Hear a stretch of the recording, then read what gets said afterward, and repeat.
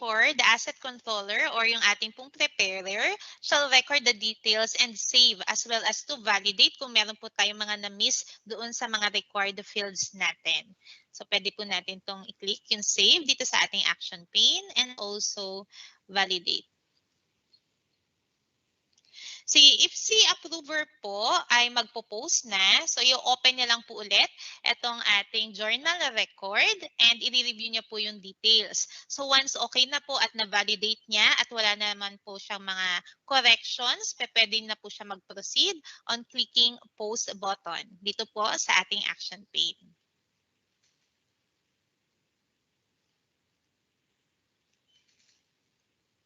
Okay, so meron po tayong notification dito that the operation has been completed. So the system will notify us doon po sa ating status ng mga transaction. Katulad po dito sa nakikita natin, meron po tayong nakikitang blue na bar. So likewise, pag meron din po tayong mga errors, so dito din po natin makikita. So that's it for our acquisition journal.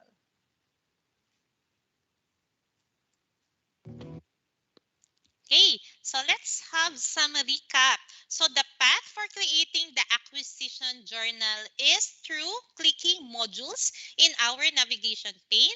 Then we need to select a fixed asset, then journal entries, and then click fixed asset journal.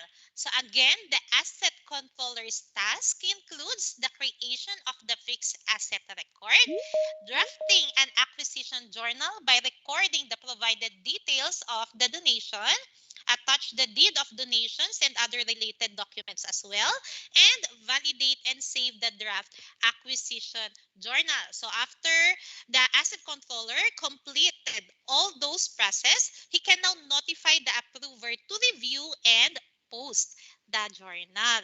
Okay? So again, kung tayo po si asset approver at i-visit natin ang acquisition journal, we will need to proceed in using or opening our fixed asset journal using the same path na ginamit po ng ating asset controller. So as an asset approver, he must review the journal, and if there are some corrections or additional details needed to input by our asset controller, so kailangan niya pong i-notify si controller, and then pag okay na po lahat, the asset approver can now proceed on validating and posting the fixed asset journal. Okay? So moving forward, we have the utilization process. Since we have acquired properties, next step is to utilize all of those. So thus, it is important that we carefully record the utilization process starting from the issuance, return, as well as the reissuance. And of course, along the way, since we've been using the assets or the properties, over time, the value will depreciate. That leads us in the creation of depreciation and disposal journal as well.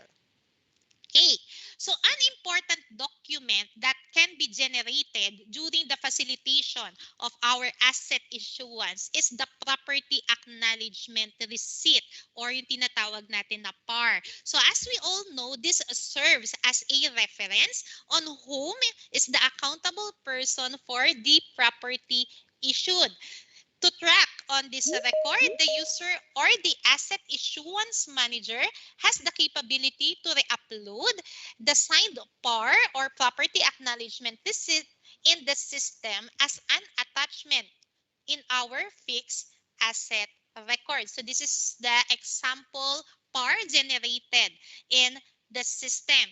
Again, in our asset issuance process, we need to have the fixed asset issuance and then generation of PAR and upload the signed copy of the PAR.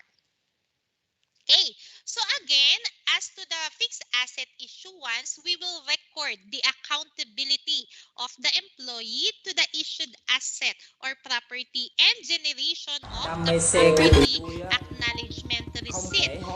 Our process in fixed asset issuance can be accessed through following this path. Click on navigation pane, expand on modules, then select fixed asset, and open the fixed asset record. So now let us watch this video on how the issue once thể họ tiếp process thân works trai in thành thủy hữ. Derps.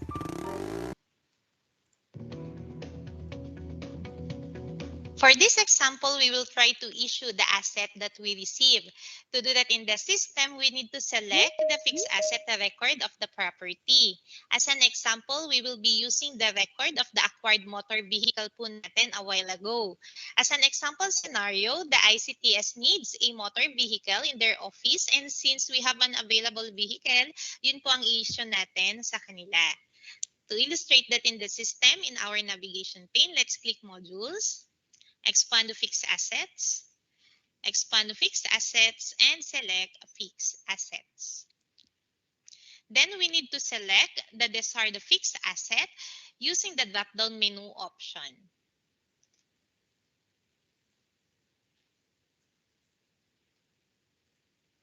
Then open po natin yung record by clicking this link.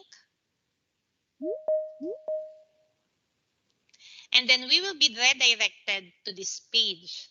On the action pane, under Fixed Asset, we have a land and then click Issuance. Click New button in the action pane. In the issuing field, let us enter a date. So assuming na ito po ay issue or in-issue noong January 14, 2015. So select po natin yung date na yon.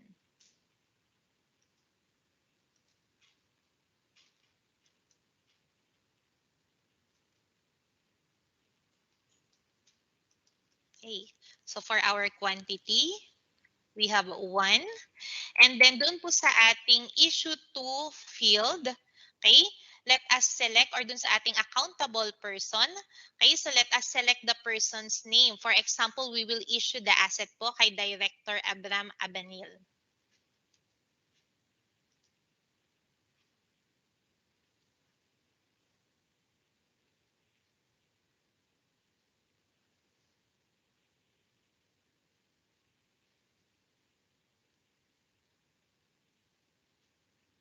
And then, select lang po natin.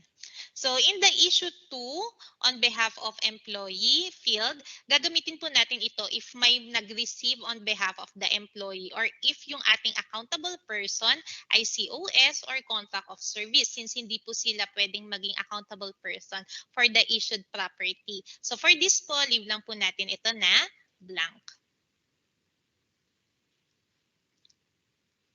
Sa atin naman pong location of field, so select lang po natin ang ICTS, Office of the Director.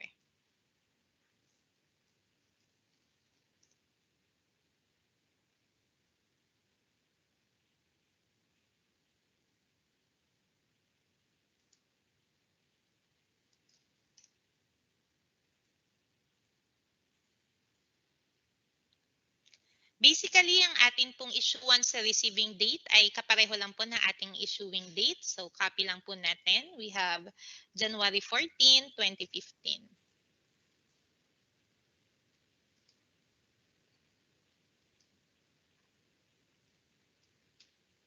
Okay. So, for our PAR number, meron po tayong ongoing na enhancement sa ating system. Pero ang susundin po natin dito ay yung ating standard na sinusunod sa GAM. So, we have PAR underscore the year, underscore month, and the series. Okay? So, leave lang po muna natin yan. Okay? So, ito lang po yung mga required na field natin for the asset issuance. So, we can save the record dito po sa ating action pane. Click lang po natin. And then, we can print our property acknowledgement receipt. Okay? So, we can export this file. Dito po, click lang po natin ang export. And we have several formats. So, for this one, we will select PDF.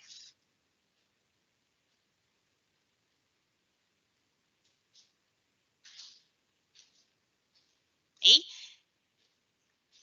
So once na-sign na po itong ating PAR, ay pwede po natin itong i-re-upload as an attachment sa ating fixed asset record. So to do that, i-close lang po natin ito at bumalik po tayo sa ating fixed asset record. So meron po tayong makikita dito na attachment button. Click lang po natin. click New, File, and then browse po natin.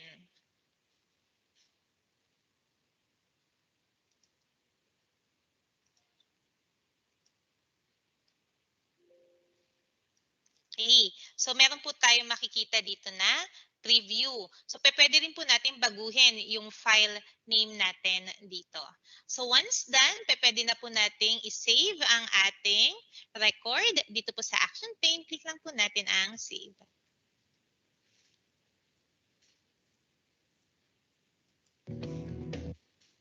Okay, so as a review, we have here a sample property acknowledgement report that can be generated in the system. So please note that the recipient or our end user of the property shall always acknowledge the receipt of the property by signing the received by portion dito po sa part na to. And also indicate the date of receipt of the property. The designated or assigned supply and or property custodian shall sign the issued by portion dito naman po sa may right side and indicate the date of the issue of the property. And again, the signed part can be uploaded in the system as an attachment to the issuance transaction. Okay? Next, for instances naman that an asset will not be used anymore by the accountable person or its office, the asset shall return properly to the assigned personnel for proper recording. Like in the issuance process, the asset return process will also allow the user or the asset issuance manager to generate document as proof that the asset has been returned.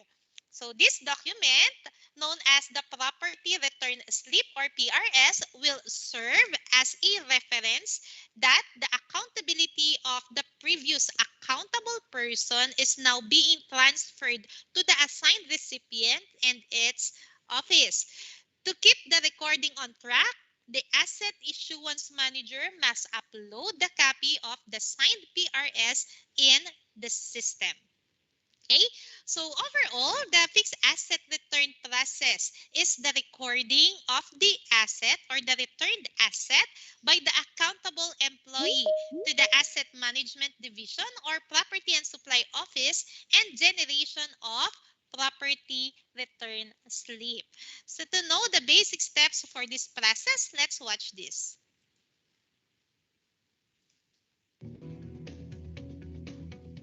On our previous scenario, tayo po ay nag-issue ng isang motor vehicle sa ICTS. So for instance, ibabalik na po nila yon. So kailangan po nating i-record ang property or asset return natin.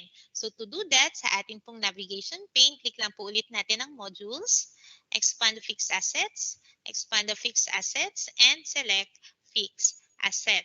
So for this, we will use the same asset po na ginamit natin during our asset issuance process. So let us select the fixed asset using the drop-down menu option.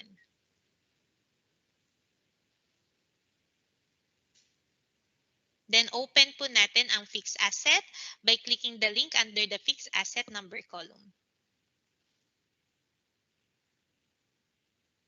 On the action pane, click po natin ang fixed asset, land, and then issuance.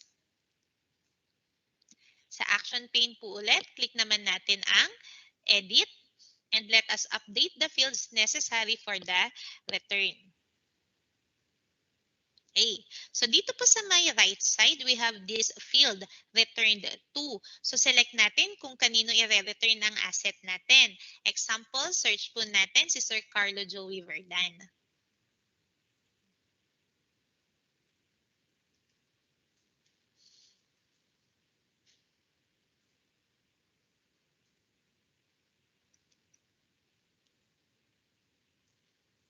In the return on behalf of na field dito po sa katabi niya, kung may iba pong magbabalik ng asset on behalf of the accountable person natin, dyan po natin ilalagay. But for this one, ililib lang po natin siya as blank. Sa return date field naman po, enter the date. For instance, binalik po ang ating property noong January 14, 2016.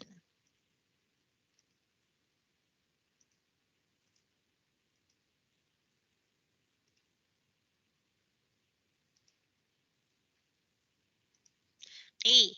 So next naman po ang ating PRS number na field. So let us manually encode following the prescribed format as per GAM. So we have PRS underscore yung ating pong year.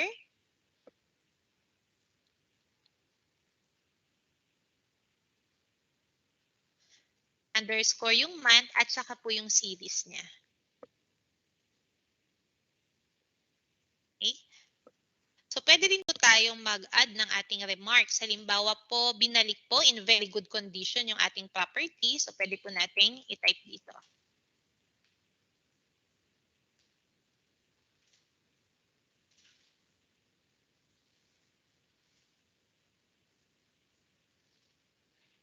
So, these are all the required fields. So, pwede po nating i-click ngayon ng save. And then, confirm para makapag-print po tayo ng ating PRS or property return slip. So, under po ng print, click po natin ulit, property return slip.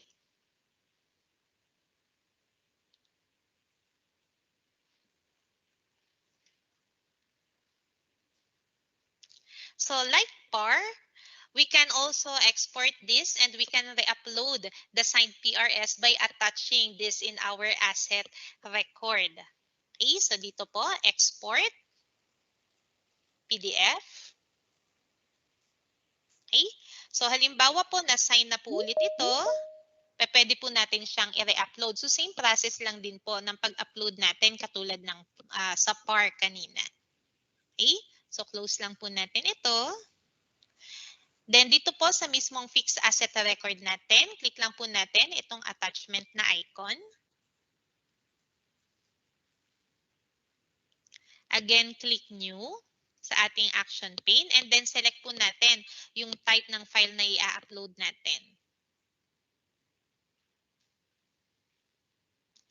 So browse po natin yung ating document.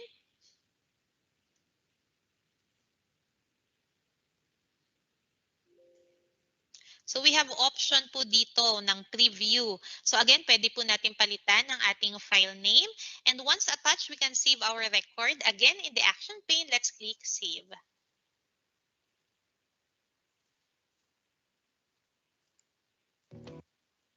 Okay, so again, as a review, we have here a sample PRS or property return slip that can be generated in the system. The Asset Management Division or Property and Supply Officer shall acknowledge receipt of the returned property by signing the received by portion and also indicate the date of receipt of the property. And then the end user or the accountable person shall acknowledge the return by signing the return by portion. Again, the signed PRS can be uploaded in the system as an attachment to the issuance transaction. So to fully utilize the assets we have or the property na meron po tayo, those PPE that have been returned may be reissued as long as it is still usable. Please note that to be able to facilitate the asset reissuance, the asset to be reissued must be returned and recorded first in the system. Okay? So essentially, the fixed asset reissuance is the recording of new accountability in the returned fixed asset or property. So following this path na ginamit natin during our fixed asset issuance and return, so same path po tayo for our fixed asset reissuance. Let us watch this video on how to do fixed asset reissuance.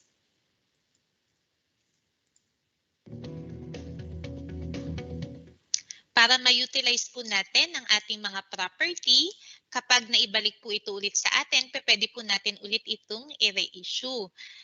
Halimbawa po, yung ating pong motor vehicle na nai-return kanina ay i-re-reissue natin. So to do that, punta lang po ulit tayo sa ating navigation pane and click on Modules, expand to Fixed Asset, expand to Fixed Asset, and select Fixed Asset.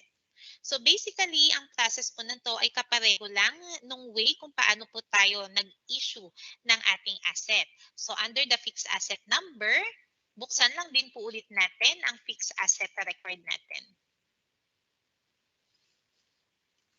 So click lang po natin para ma-redirect po tayo dito sa page na ito.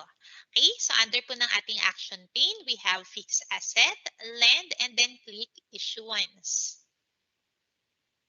If you will notice, nandito pa rin po yung record ng ating unang transaction. Okay? So since magre-reissue po tayo, click lang po natin ang new dito sa action pane. And then sa issuing date, halimbawa po i-reissue ulit natin yung motor vehicle noong January 18, 2017. So mag-backdate po tayo for our scenario.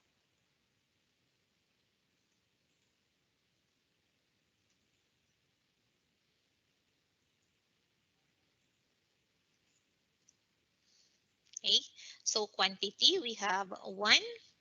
And for our accountable person, for instance, ating accountable person po ay si Engineer Ophel. So search po natin.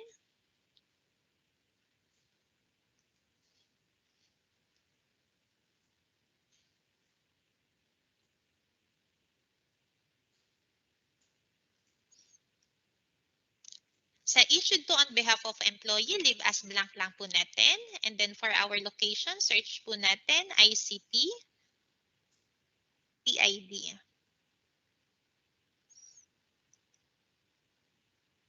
So basically, ang ating pong issuance receiving date ay same lang na ating issuing date.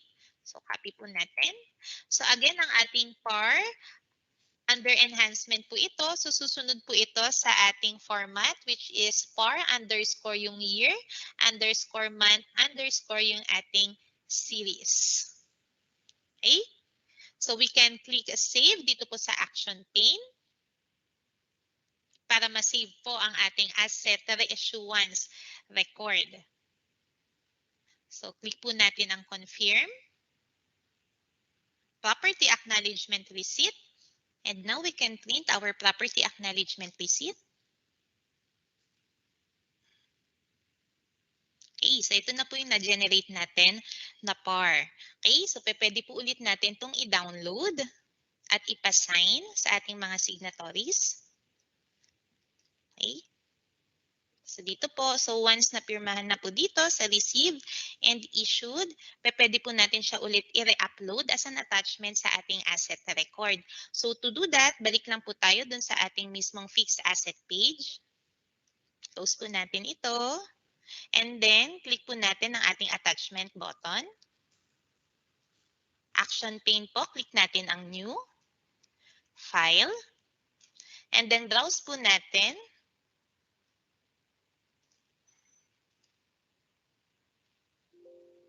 Okay, so we have here the preview.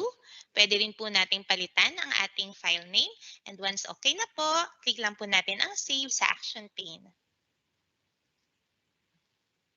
Okay, so just to add a note, if you will notice, every time we process a reissuance, since nag-a-attach po tayo ng copy ng signed na PAR or PRS natin, lahat po yun ay makikita natin sa system. So we can track kung kanino po nai-issue yung ating mga asset over time. Okay, so again, we have the same process for issuance and the reissuance. And if ever that the asset will be returned, we will need to record the return process as well, following the steps as shown on the previous videos. Okay, so for our utilization process, we are through with the asset issuance, return, and the issuance process. So now let us proceed on creating the two other journals related to the utilization process. Okay. Again, for us to not to be confused, let us remember these steps performed by the asset controller and approver in terms of processing journals in the system. Again, for those who came in late, Okay, meron po tayong several user rules na ginagamit under the fixed asset module. So we have here the two rules, asset controller and asset approver. So ano ulit ang role ng ating asset controller? Creation of new journal, adding of lines or the recording of transaction hanggang validation and saving of the transaction. After doing all this process, okay, ino-notify niya po si asset approver para i-review, and if okay na lahat, si asset approver will then post that transaction in our system. Okay. To illustrate the creation of depreciation journal, we have this simple scenario. The office of the city mayor or the local government unit had donated a Toyota Fortuner to the Department of Education to aid the transportation of the staff included in the skeletal workforce. The Asset Management Division had recorded the asset acquisition and will now calculate the incurred depreciation of the asset. So following the details, we have here the date of donation, the asset or the property, its net book value, and asset condition. Okay. Basically, depreciation is a periodic transaction that typically reduces the value of the asset. To start creating the depreciation journal, we need to follow this path.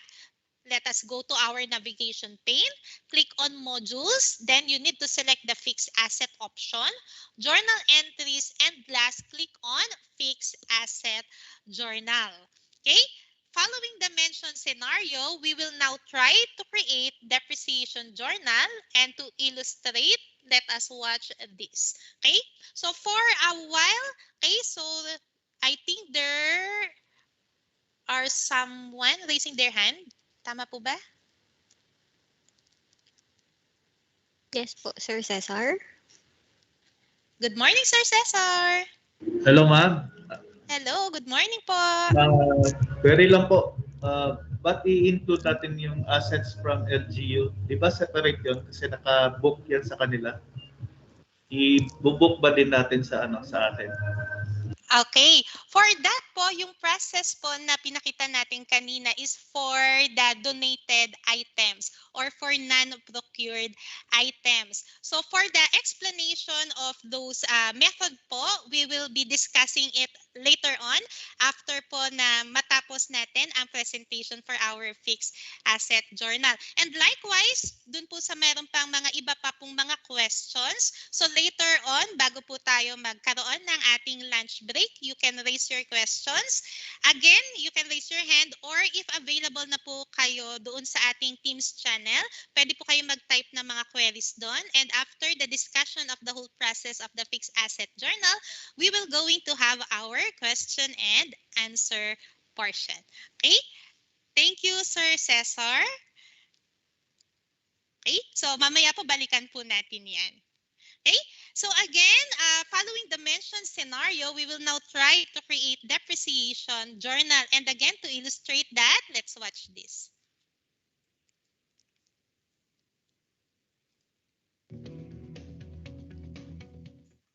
Before we record the depreciation journal, let us check the value of the asset we used in our previous example.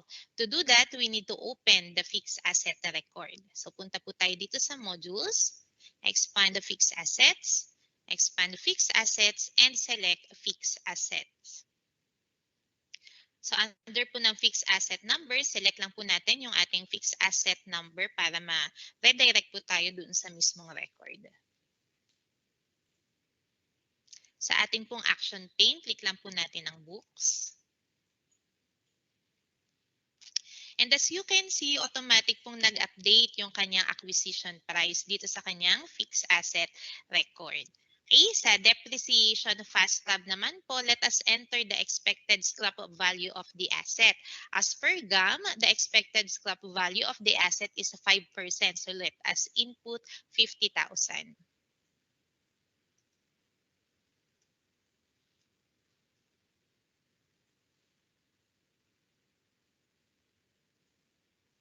Then click po natin ang save.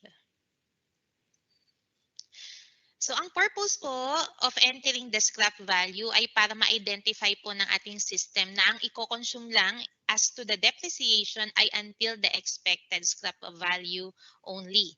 So now let us proceed in creating depreciation journal. So let's go to modules, expand the fixed assets, expand the journal entries, and select fixed asset journal. Okay? So sa ating pong action pane, click lang po natin ang new. Under the name column, let us select our asset journal. So for this, we will use CO_DEP for depreciation.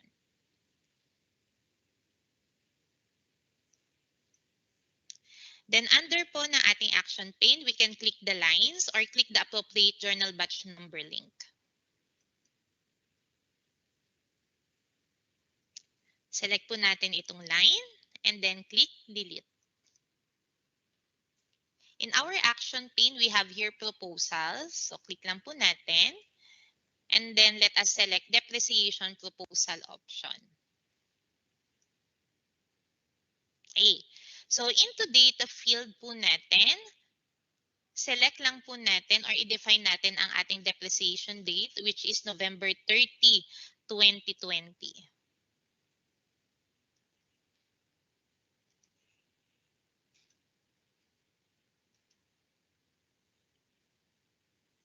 Under the records to include, click lang po natin itong filter para ma-define po natin yung range ng asset for which the system will create the asset journal lines with depreciation amount. Okay?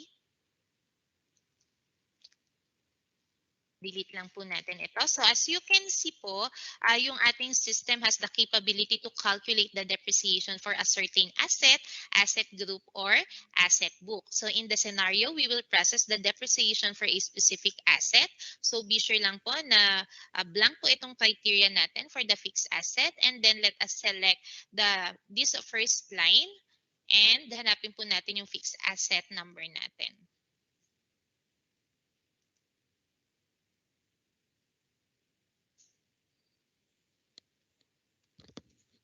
So once done, let us click OK. And OK po ulit. As we can see here, the system provides a depreciation proposal from January 2013 up until December 31, 2019. Okay, so kinonsume lang po ng ating system up until the expected scrap value we have indicated previously. And also, if we scroll dito po sa may right side natin, okay, so we can see that the offset account has been updated. Ito po, sa part na po na ito. Okay, so we can also recheck our financial dimensions. So click lang po natin itong tab and select account. So we have here the business unit, central office, as well as the fund. Okay, so click lang po natin ang okay. So once done, ang ating controller can now validate the transaction. So save and validate po natin. And after that, the approver may validate the record. If there are some errors, the approver must notify the asset controller. So once all details has been thoroughly checked, the approver may now post our journal. So click lang po natin ang post.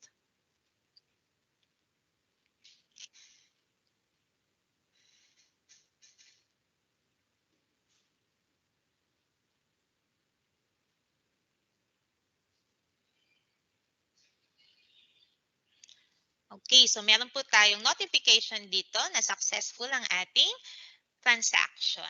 Okay, so to check po, be sure lang na ma-copy natin to kung gusto po natin ma-check yung ating posted na journal. Okay, so check po natin. So copy po natin ang depreciation journal natin and let us go to our fixed asset journal. Okay, so select lang po natin itong show into posted. Tapos search natin ang ating journal batch number. Okay, so So as we can see, posted na po ang ating depreciation journal.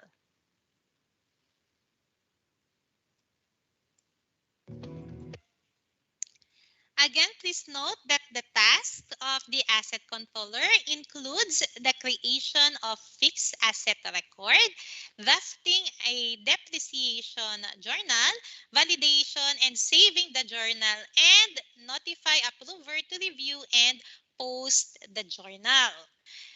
And for the approver, kailangan po niyang i-review ang ating journal and notify the asset controller for any correction or additional details before proceeding, okay, with our posting of fixed asset journal.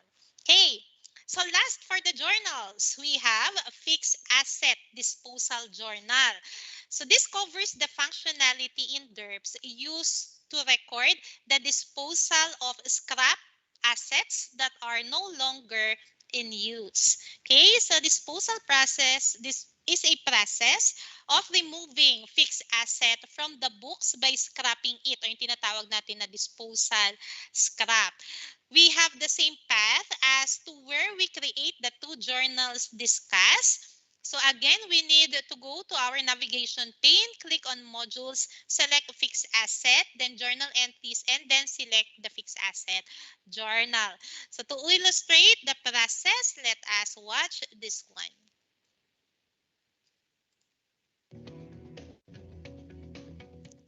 The process in creating disposal journal is almost the same as creating acquisition and depreciation journal, where the asset controller will have to create the record, validate and save, and then the approver will validate and double check if there are no errors.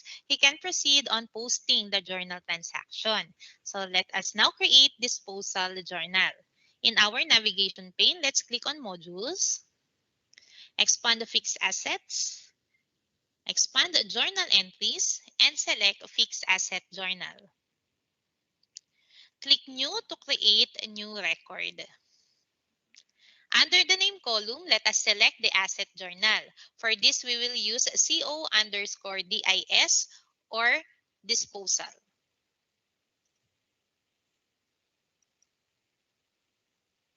Now we can click the journal batch number link or click lines sa ating pong action pane.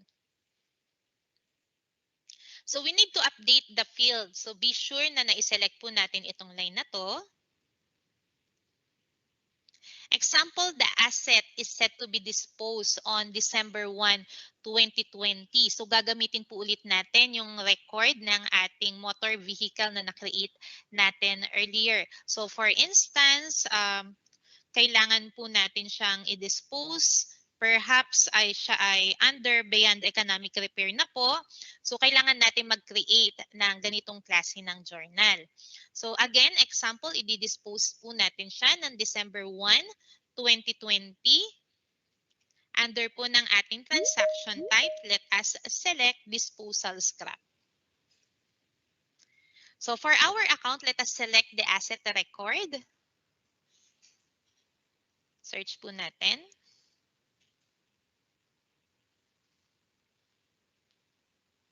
Okay?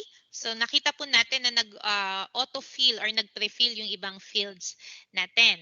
So next, we need to enter our disposal amount. So dito po sa ating credit field, enter po natin yung 50,000. So yung 50,000 po, ito po yung scrap value na computed natin sa previous process natin, which is pwede rin po nating ma-check by opening the depreciation journal.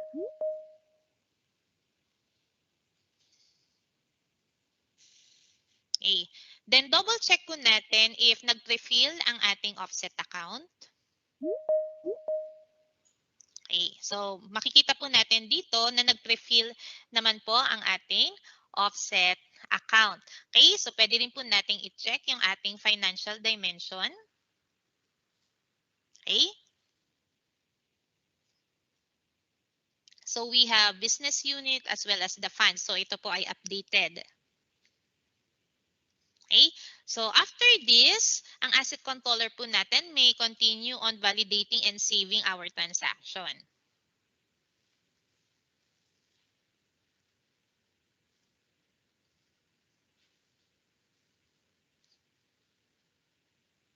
Okay.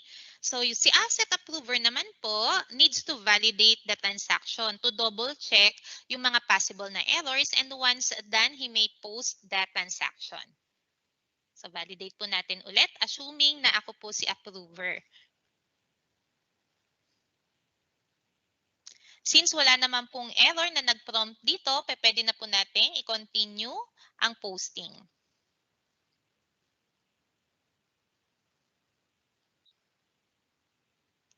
Okay. So meron po tayong na-create dito na journal number. So ang gagawin po natin is i-check po natin sa ating fixed asset journal page kung posted na po ang ating fixed asset journal. So close po natin ito.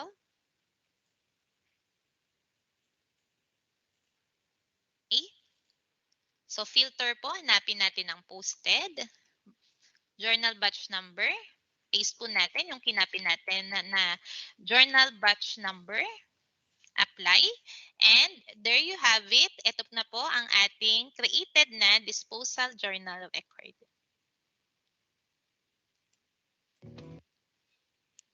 Again, remember, ang ating asset controller is responsible in creating the fixed asset record, drafting a disposal journal, validate and save the journal, and then notify the approver to review and post the journal. For the asset approver, kailangan niya pong i-review ang ating journal, and if there are some corrections, he needs to notify the asset controller for any corrections or additional details before validating and posting the asset journal. So that is it for our depreciation and disposal journal. So at this point, let's have some icebreaker quiz. Okay, so we have here in the system, the asset controller may perform all the following except A, drafting of journals. B, creating of asset record. C, posting of journals. Or D, printing of reports. So again, in the system, the asset controller may perform all the following except A, drafting of journals.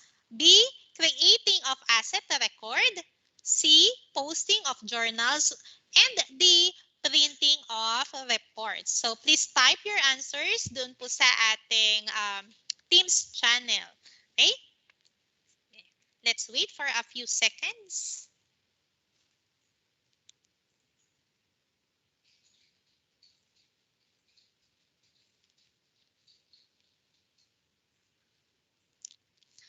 Okay. So the answer is letter C, posting of journals. Kasi ito po ay task ng ating asset approver. So in the system, the asset controller may perform the following. Yung drafting ng journal natin, creating ng ating asset record, and printing of report. So ang posting of journals ay intended for our asset approver. Hey, so the last part of the fixed asset module training is the generation of reports. In here, we will generate the following. We have the property card, the RPC PPE, and EE-ROOP. So having these reports are vital in different offices. That is why we need to ensure that all data were recorded correctly, so we will not encounter errors in our reports. Okay, ideally, the property card must be maintained by the supply and or property division or unit for each class of PPE. In generating property card, it is very easy as shown in this video.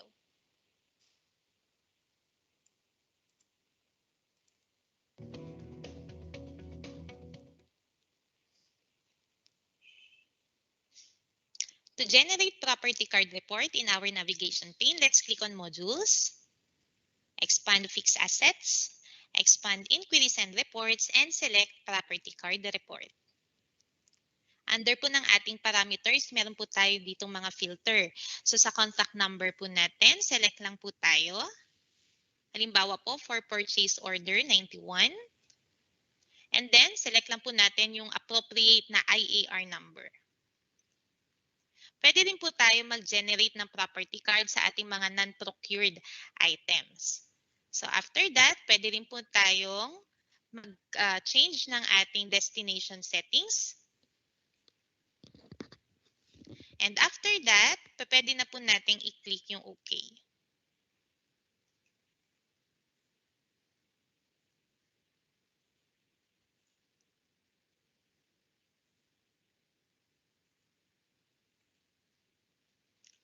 So ito po ang ating sample ng ating property card report.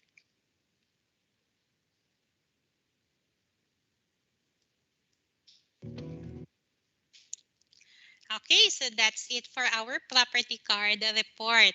Now we have IIRUP, okay, Inventory and Inspection Report of Unserviceable Property. This report is being prepared by the supply or property unit as a basis to drop from the books those assets that are unserviceable. So please note that the system is basing the IIRUP on the posted disposal journal transactions na kinreate natin previously. Okay? So this video shows how to create or generate a report. Okay? Tulad ng ating IIRUP. So let's watch this one.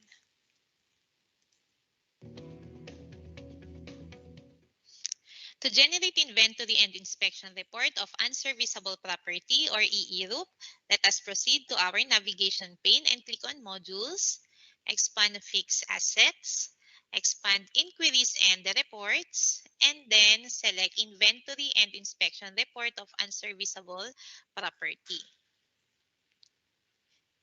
Under po ng ating as of date, dito po natin ise-select kung anong date po natin gustong mag-appear or i-generate na system ang ating i-group. Okay? So para po makita natin yung dinispose natin na asset kanina sa ating example sa disposal journal, so i-retain ko po ang date na December 3, 2021. So pwede nyo pong i-adjust itong date natin according po doon sa preferred date ninyo. Okay? So dito po pwede po nating palitan ng ating file name. Pwede rin po nating i-select ang ating destination settings. Pero sa akin po, i-retain ko lang po siya as it is. And then click OK. Sa mga cases po na beyond economic repair na po yung asset, so it is important for us to have this kind of report. Okay? So ito po yung ating example ng Inventory and Inspection Report of Unserviceable Property na na-generate po ng ating system. So for this po, itatry po nating i-select or i-check kung mag-a-appear yung ating fixed asset na dinispose kanina, yung ating pong motor vehicle. Okay? So as you can see, nandito po yung ating asset record. So nag-appear po siya dito sa ating IIRUP. So we have CO vehicle number 33. Okay, so that's it for our inventory and inspection report of unserviceable property. Okay. So lastly, we have the RPC PPE, or report on physical count of property, plant, and equipment. So this is a form used to report the actual or physical count of PPE or assets owned by DepEd office. In generating RPC PPE, just follow these simple steps that will be shown in this video.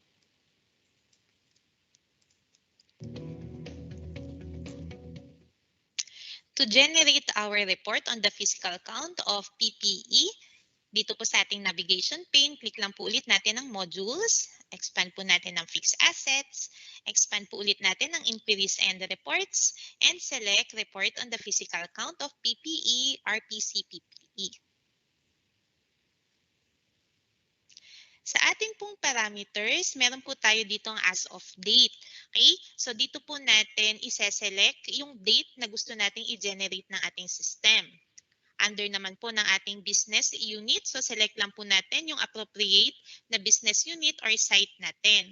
So for this one, ako po ay mag-generate ng report for central office, kaya isa-select ko po ito. Ang ating pong system ay meron pong capability na mag-run by property number as well as the property group. Pwede rin po nating i-change dito ang file name natin. At pag kinlik po natin itong change, kung mapapansin po natin, meron din po tayong destination settings. Pero for this po, i-retain ko lang. Sa under po ng records to include, expand lang po natin. Under filter, click lang po natin. At tulad po ng nabanggit ko kanina, ang system po ay pwede pong mag-generate ng fixed asset group natin at fixed asset number. So halimbawa po, gusto ko pong mag-generate ng specific na report for different asset group natin. So dito po natin yung pipiliin. Pero for this po, gusto ko pong mag-generate ng lahat ng mga report ng ating asset group. So click ko lang po ang OK and click OK ulit.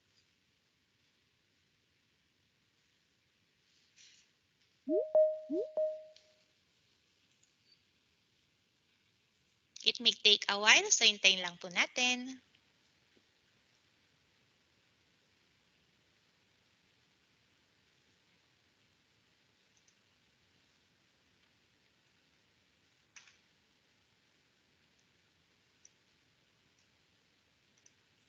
At ito na po ang ating sample na report on the physical count of property, plant, and equipment as of December 31, 2021. So makikita po natin dito yung iba't ibang klase ng mga properties natin.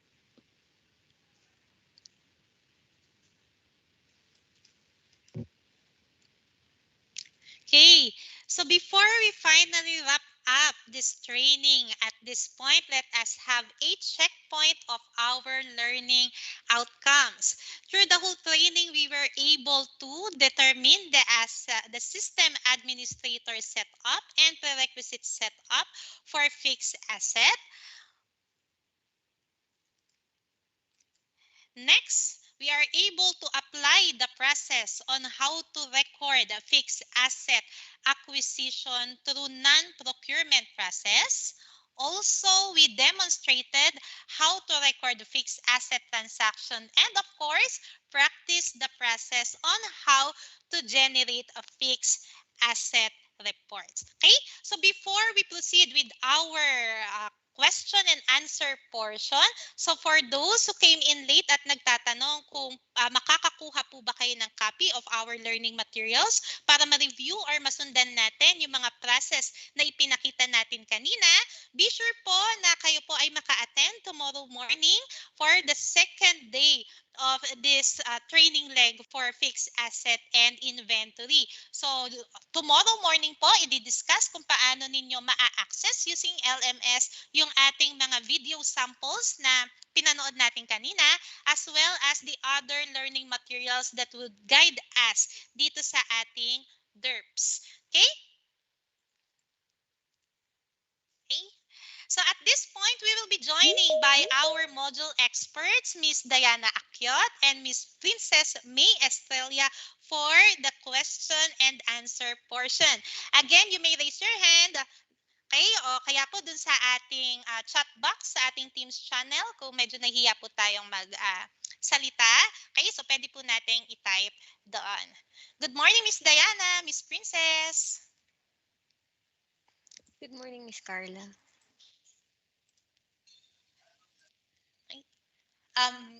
Sige po. So start po tayo kay Sir Salvador Fernandez. Ay, good morning. Good morning pa pala, no? Good morning, Morning Ma'am Carla. Hindi, actually hindi question ito eh. Na-appreciate ko yung yung ginawa niyong video. Kasi yung nung nag phase 1 noon, so isa ako dun sa ganyan, naggawa-gawa niyan. So sabi ko dapat may video man lang. So ngayon meron na. So appreciated po yun talaga. Thank you po. Yun lang po. Thank you very much po sa inyong kind words, Sir Salvador. Marami pong salamat. Okay? So marami pa pong mga possible na i-enhance along our training process. So step by step, Opo, gagawin po natin yan, pagtutulong-tulungan po natin yan. Sabi nga, kailangan natin ng teamwork, di ba? Team, together, everyone achieves some more. So thank you very much again, Sir Salvador, for your very kind words po. Thank you so much. And we also have Sir, sorry, Miss Princess. I think Sorry, hindi Sir ko or masyado Ma'am makita. Aling. Albani. Any questions pa? Pwede na po mag-unmute na lang po tayo ng ating microphone. Sa akin hindi din question.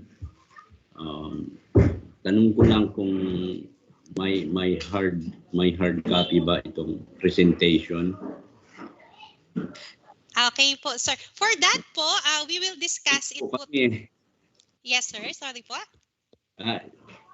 kung may hard copy ba itong presentation, kasi late po kami kanina, nahirapan kami pumasok ng wala kami access. Opo, wala pong access. Di ba, sir, for that po, we will be providing some learning materials. So tomorrow morning po, meron po tayong orientation kasi po lahat po ng ating mga videos at saka mga learning materials po ay accessible through DepEd's LMS. Kaya once again, thank you very much po sa ating USD ICTS team na talaga naman fully support sa ating activity. So tomorrow po, ibibigay po or bibigyan po tayo ng instruction on how to access yung ating mga kanya-kanyang account sa LMS. Tapos upon opening po ng ating account doon, you will be able to access po yung mga files na pwede nyo rin pong i-download, I think, para just in case na wala po kayo sa office and if you want to browse those learning materials, accessible po sa inyo on hand anytime.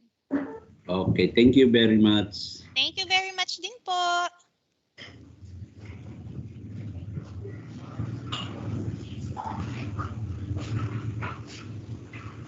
Any more questions po? Sa Teams channel po ba natin, ma'am? Meron pa po? Anything po. Miss Cherry from Region 3. Ma'am, for the milestone dates in preparation for the full Derps, deployment of Derps, ma'am, we will provide you a appropriate timeline for that one because this training is for Derps 2 phase for the selected 49 sites. So we have a separate milestone for Derps 1, kagaya po ninyo na pilot region. So we will send ma'am and we will coordinate with the project manager for your concern po. Then the next one, Sir Rowie. Sir, for the recording session po for today, we will send na lang din po dito sa group chat natin later on. Thank you po, Miss Lee. Any questions pa po? I think Sir Aling, you're raising your hand po. Sorry, na-answer na po yung question ko kanina. Okay, sir. Regarding na-answer na, sorry. Okay lang, sir. Okay po. Any more questions pa po, ma'am and sirs, before po we wrap up for our morning session?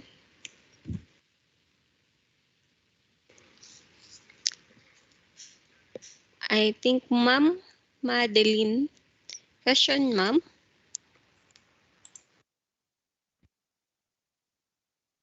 Po. Napansin ko po kanina dun sa par, sa paglalagay po ng par, ang sinunod po ay yung nasa gam. Tama po? Yes, ma'am.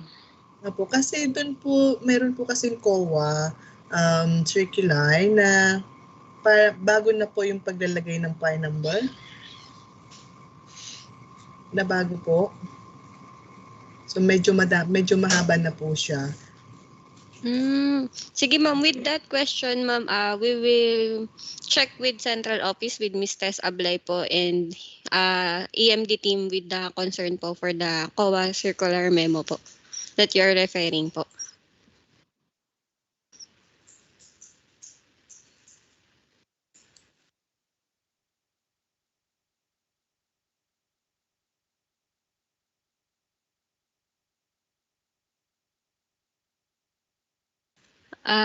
Ma'am, do we answer your question po? Yes, ma'am. Thank Apo. you po. Update namin kayo din, ma'am. Yes po. Again, Sir Salvador.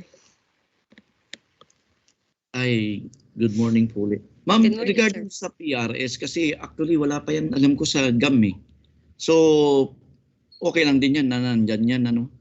Yung, kasi nung ang tawag dito, yung unang phase 2 na to, di ba? Yung phase 1 nun, inano na rin yung PRS. Pero actually wala pa sa GAM. Pero kanina sinabi, GAM form na. Pero approve na bang as GAM form po ba yung PRS? Yung property return slip? Hi, Sir Salvador. Diana po, Sir Dong.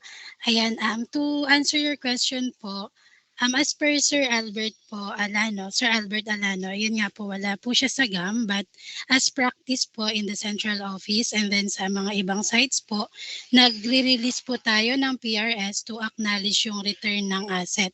That's why po, pina-include na rin po siya sa Derps so that in the future po, if ever man ma-include na siya sa GAM, prepared po yung system natin dun po sa PRS form po. Ay, thank you ma'am. Thank you po. No worries, sir.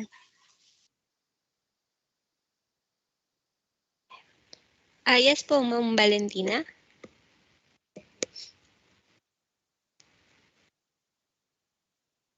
Ma'am? Nakamute po kayo, ma'am.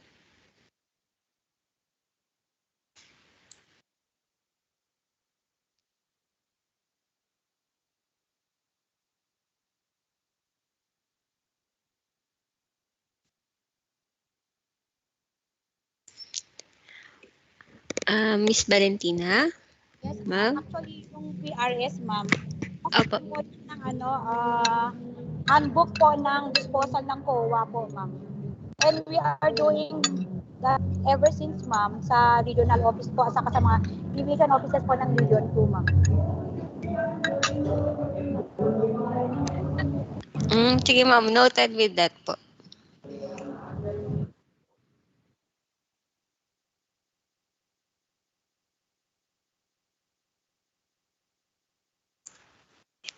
Any more questions pa po, ma'am and sir?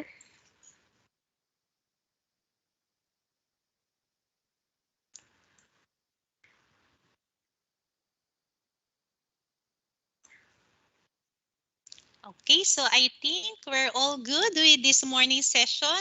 But okay, before we have our lunch, okay, if you do not have any more question, and before we conclude our morning session, I would like to request everyone to turn on their camera for our photo op and documentation. Following po ang ating groupings, okay, para mas makita po tayo, okay, ng mabuti sa ating pong photo. Okay, so for our first one, we have Region 1, Region 2, and Region 3. And, okay. Good morning po sa ating lahat. Okay, so I think ready na po ang ating representatives, ang ating participants, mga active participants natin from Region 1, Region 2, and the Region 3 regional offices and division offices. Okay? Hello po. On my count, smile. 1, 2, smile.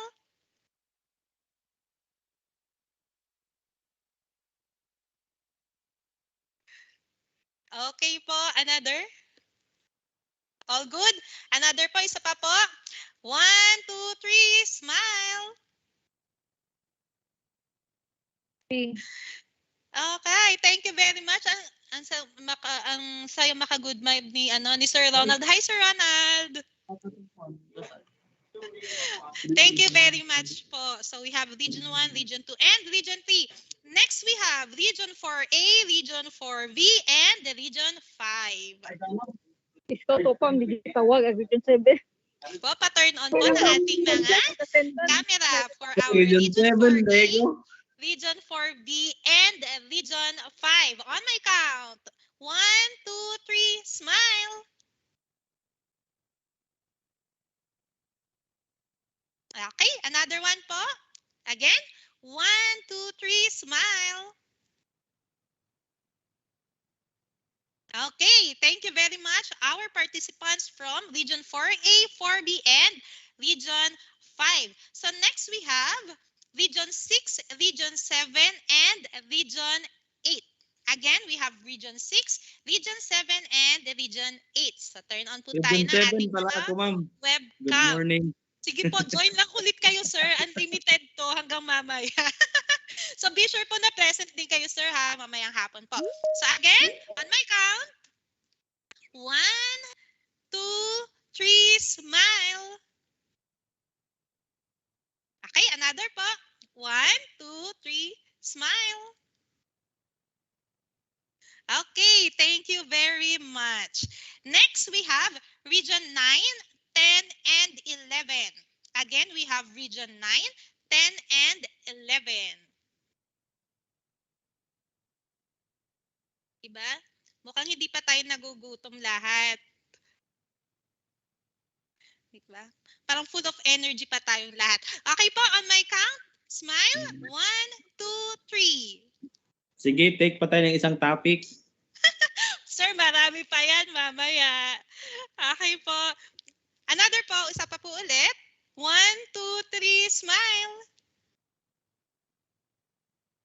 Okay, thank you very much. And for our last group, we have Region 12, Region 13, BARM, and NCR. Again, lahat po ng mga remaining nating mga regions. So we have Region 12, 13, BARM, and NCR. On my count, 1, 2, 3, smile.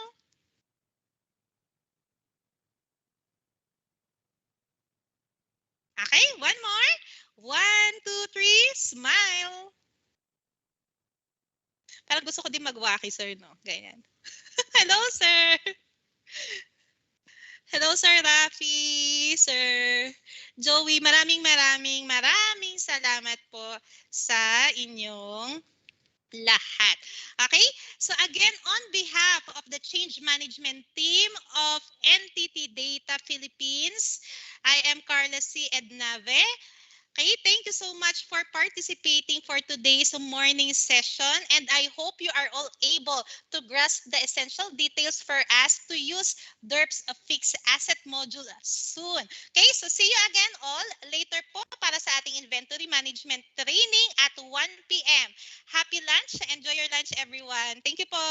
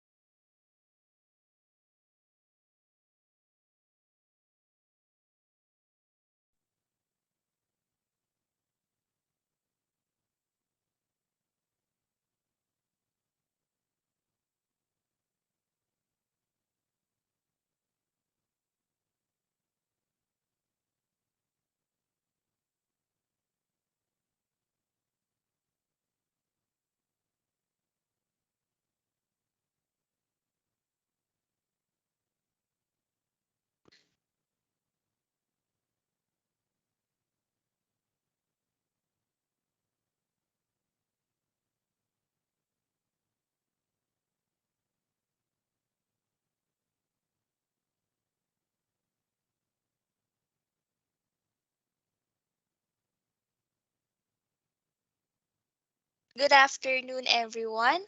So let's start the training at around 1:10 p.m.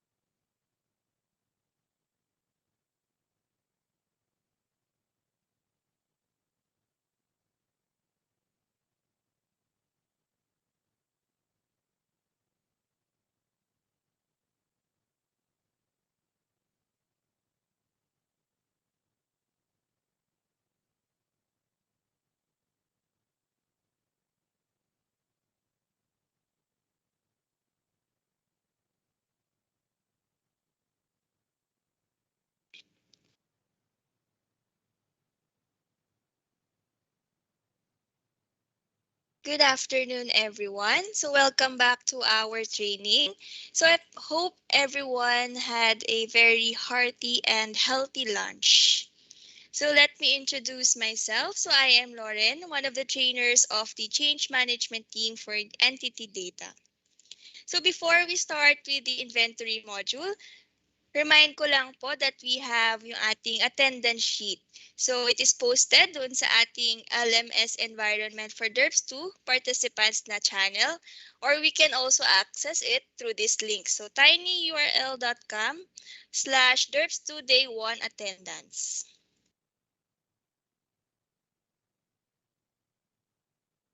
Next, we have our house rules to ensure the smooth flow of our training.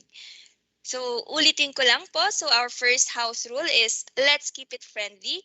So, let's stay on mute if you are not talking, and let's turn off the video or camera when not needed. So, we have a disclaimer that the presenter reserves the right to mute your audio if it is distracting and disturbing the discussion. Next is we encourage questions. So let's just raise your hand here in Teams if you have any questions later in the training. And you can also raise it during the Q&A portion. And don't forget to lower your hand once you have been acknowledged. You can also type and send your questions in the group conversation or Teams channel. Next, that smile attendance will be checked at the end of the meeting. We will request you to turn on your webcams for documentation purposes. And last, heads up, we will record the entire session. So by attending to this Derps training, the participants agree to have the online training recorded, including any inputs from the participants during the period. So let's start. For inventory module, we have our overall learning outcomes. First is we will provide a system overview for the inventory module, followed by determining and creating our prerequisite setups. Third is demonstrate our item creation process. Fourth is to record our RIS and generate the ICS in the system. Next is to create our movement journal. So we have our acquisition, issuance, and disposal journals, as well as our counting journals. Sixth is to be able to identify the difference between the four journals and when to use each. And last, we will generate our different inventory reports. So to provide you an overview of the inventory module in Derps, we have the following features and processes covered. So we have our prerequisite setups for our inventory items. So we will later discuss yung ating mga prerequisite setups. So we have our creation of units, item groups or classification, etc. Next, we have our item creation. And then our item acquisition for procured and non-procured inventory items. Next, we have our recording of RIS, as well as our journals and transactions. And last, our inventory reports. So before we start, we have yung tinatawag nating inventory user rules. So in the system, there will be various rules that can be assigned to the users. So the purpose of these rules is to limit the actions and access of the user depende sa kanilang responsibility. So we have the below different inventory user rules. So we have our module administrator. So this role manages the inventory module and has access to all the prerequisite setups and the inventory processes. So we have dito the text in red. So this means that these are the processes done by the central office module administrator. So the rest, yung mga naka-blue font, are the processes that can be done by our site's module administrator.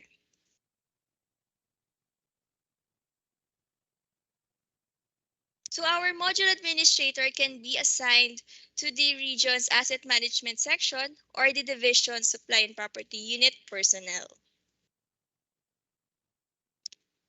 Next, we have our inventory controller. So again, this can also be assigned to any personnel of the asset management section or supply and property unit. So this role manages the inventory module transactions, specifically yung receipt, issuance, and disposal, and has access to all processes in Derps. Next role is yung tinatawag nating inventory approver role. So depende sa ating internal preference or agreement, this can be assigned solely to our asset management section or supply and property units head. So this role manages the inventory module transactions and has access to all the processes including the setup. And last, we have yung tinatawag nating product designer role. So this role manages the item creation process. So to provide you an overview, we have here our flowchart for the inventory user rules. So for the approver, it is assigned to our head of office or division. And then the rest of the roles can be assigned to any personnel within the asset management section or supply and property unit. We can also assign the approver role to any personnel if it is part of the internal arrangement or preference of the office. So let's start with our item master in Derps. So an item master is a form or screen that displays the list of all the items in Derps. So this includes yung information ng mga items such as description, item classification or item groups, unit of measurement, warehouses, etc. So the item master is equivalent to our inventory master list.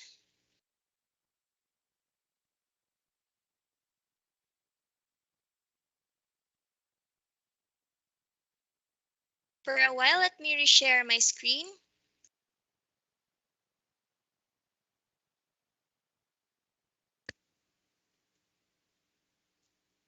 And so let me demonstrate how we can view our item master in the system.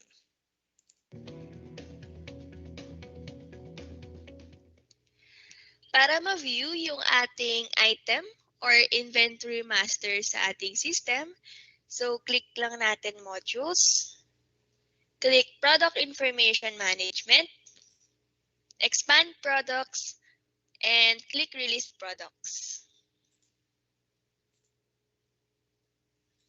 Ayan, so dito natin makikita yung ating item master and other information ng ating item such as yung kanyang item number, product name, non-consumable tagging, at yung kanyang item group.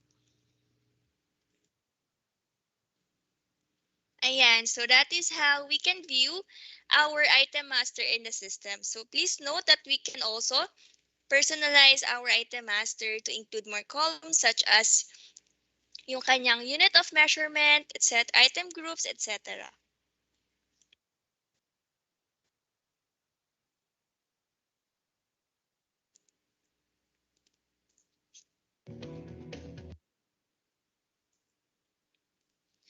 Next, let's proceed with our one-time setups or yung tatawag nating prerequisite setups.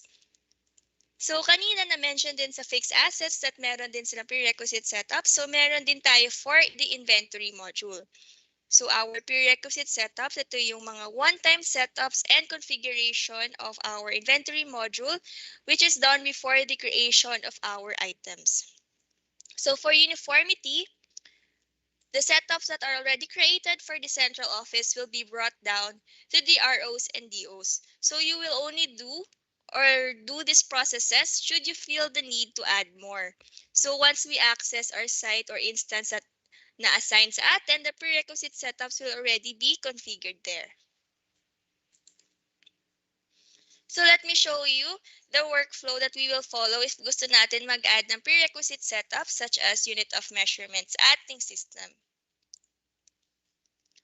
So first is we will send a formal request to Central Office Asset Management Division through email. So in the email, we should justify the reason of our request, such as request for our additional item groups, etc. Next, we wait for their response. And then if approved, we should coordinate with the Central Office Module Administrator in creating the additional prerequisite setup. Otherwise, that should be the end of the process.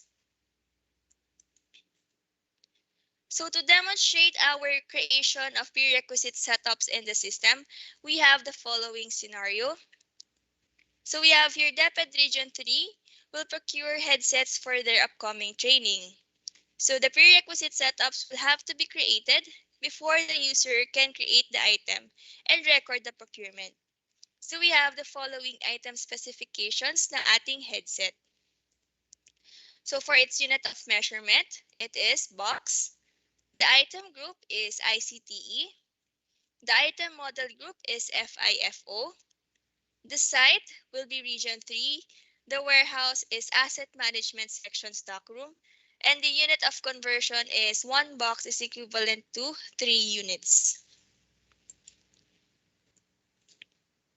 So let's start with our unit of measurement. So a unit of measure is defined as a standard-based or derived division of quantity that is used for measurement or exchange.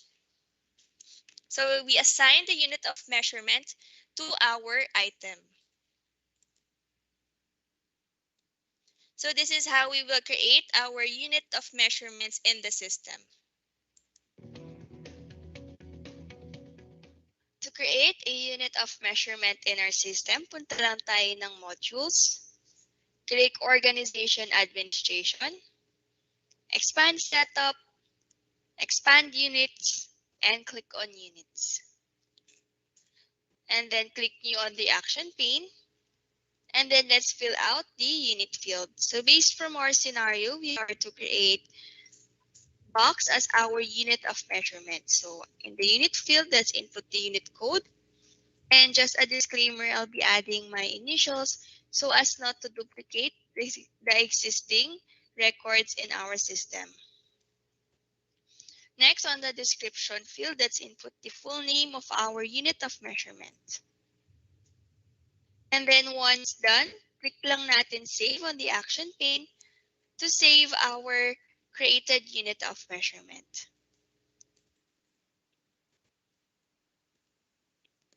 Ayan, so that is how we create our unit of measurements in the system. So next, let's proceed to our item groups or tatawag nating item classification. So our item groups are used to manage inventory by dividing them into logical groups.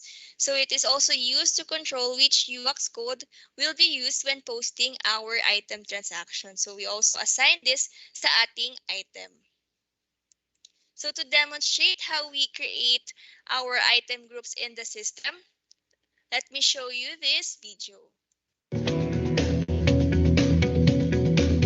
To create an item group in our system, let's just go to modules, tapos inventory management, expand setup, expand inventory, and click on item groups. And then click nyo on the action pane, and then fill out natin yung mga required fields. So on the item group field, let's input the item group code. So just a disclaimer, I will be adding yung aking initials so as not to duplicate the existing records in the system. So from our scenario, we have ICTE. And then on the name field, the complete name of our item group or classification. So we have information and communication technology equipment.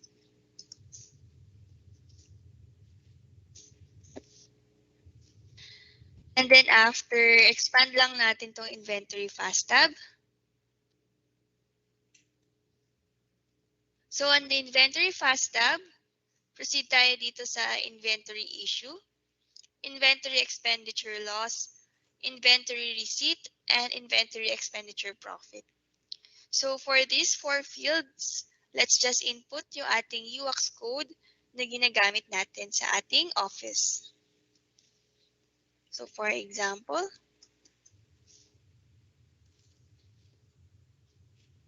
so fill out natin for those 4 fields.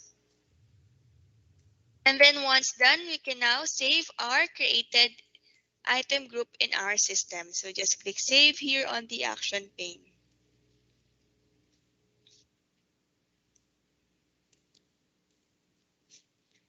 Ayan, so that is how we create our item groups or classification sa ating system. So just a note for the item groups. So that the identification of our item groups and yung UX code should be a joint effort between the asset management section or supply and property unit and the finance or accounting division. So next, let's proceed with our item model groups or yung tinatawag nating inventory valuation method. So our item model groups contain the setting that determines how items are controlled and handled upon receipt and issuance. So in the system, we have the following settings. So we have stock product. So this is to generate our inventory transactions. So the items will be handled in inventory and will be able to generate transactions. Next, we have ledger integration. So under ledger integration, we have our post-physical and financial inventory. So this is so that we may be able to post physical and financial values of our items in the ledger. And next, under inventory policies, we have physical negative and financial negative inventory. So this is just to enable physical negative and financial negative values in the module. So let me show you how to create our item model groups in the system.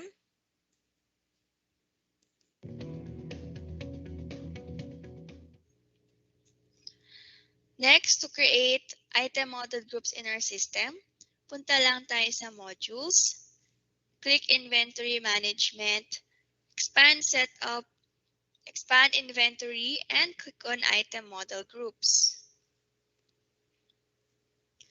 And then click new on the action pane. And then on the item model group field, let's just input yung ating item model group code. So from our scenario, we have FIFO and adding my initials to avoid duplication. Next, on the name field, let's input the full name of our item model group. So from our scenario, it's first in, first out.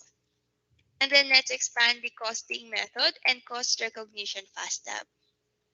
So let's ensure that under inventory policy, stock product is ticked. And then under inventory model, let's select from the drop down our item model group. So we have FIFO. And then under ledger integration, so let's just ensure that post physical inventory and post financial inventory has been selected. And then under inventory policy, let's just ensure that under negative inventory, both physical and financial negative inventory tick boxes have been ticked. So once done, we can now click Save on the action pane to save our item model group. Ayan, so yan naman yung ating way to create the item model groups in the system. So next, let's proceed sa tinatawag nating storage dimension groups in the system. So the storage of our inventory items will be managed in Derps through the concept of storage dimensions. So we have the following storage dimension groups. First, we have yung tinatawag nating site. So this is our field offices or the corresponding office. So the sites currently created by the central office. So the central office will create the RO and then the DO sites. Next, under site, we have yung ating warehouse. So the warehouse is the place under where items are stored. And each site can have multiple warehouses.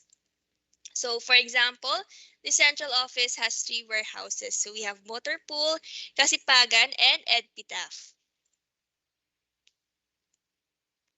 So let's proceed with the demonstration with our creation of the rest of the storage dimension groups. So but before that, we also have an additional storage dimension groups. So we have the location. So the location is the specific place inside the warehouse where our items are stored. So for example, we have per room or per floor. So the locations are created optional in the system. So for our demonstration, we will only show you how to create yung ating storage dimension groups, our sites, and then our warehouse. So first, we have our creation of storage dimension groups. So next, for this video, I will be showing you how to create yung ating storage dimension group. So to create the storage dimension group, punta lang tayo ng modules. Click on Product Information Management, Expand Setup, Expand Dimension and Variant Groups, and click on Storage Dimension Groups. So this is our default storage dimension groups in our system. So we will be copying this as a guide for our creation. So click New on the action pane. And then next on the name field, let's input our storage dimension group code. So we have site, WH, and I'll be adding a number to avoid duplication. And then on the description field, let's input the full name of our storage dimension group or description. So we have site and warehouse. So next, let's call up the storage dimension fast tab.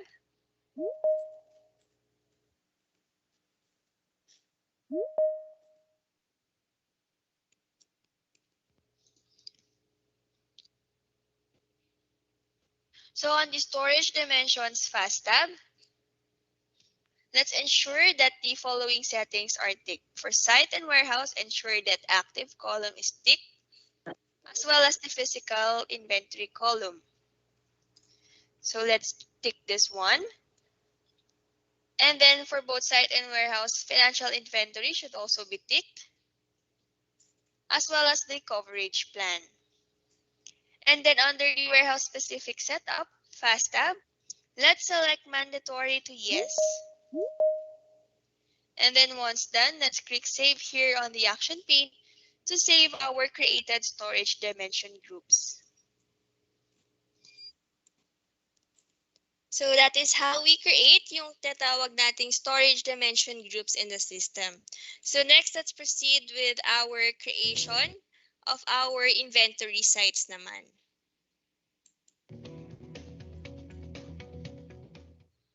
So next for this video, we will be creating yung ating inventory site at the system. So to do this, click on Modules, click Inventory Management,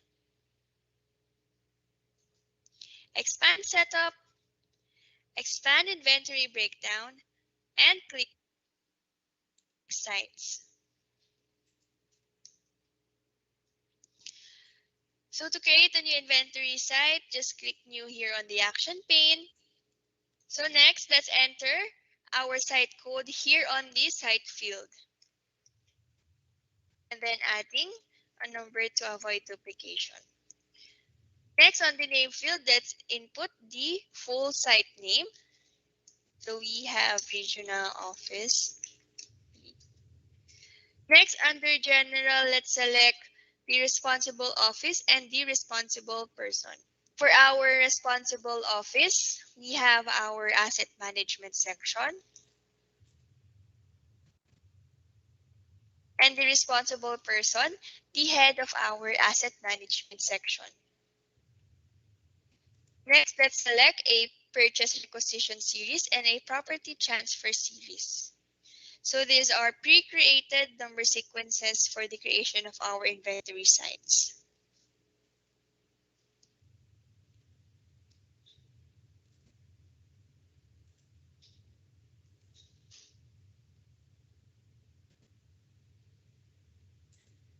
Next, on the Addresses Fast tab, let's click Add.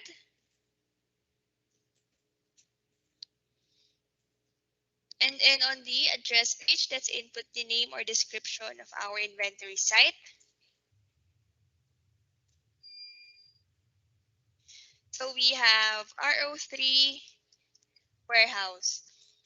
So the purpose is always delivery and the country or region is always Philippines.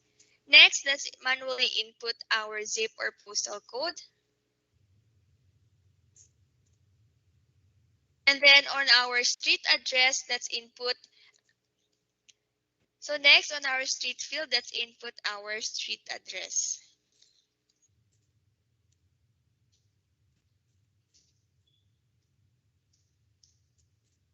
And then on the city field, let's select the city from the drop-down. And then the state will automatically be selected. And then let's tick primary to yes. And then click OK. So once done, we can save our inventory site by clicking Save here on the Action pane. Ayan, so that is how we create yung ating inventory sites in the system. So last, for our storage dimension groups, let's have our creation or demonstration on how to create yung ating inventory warehouses.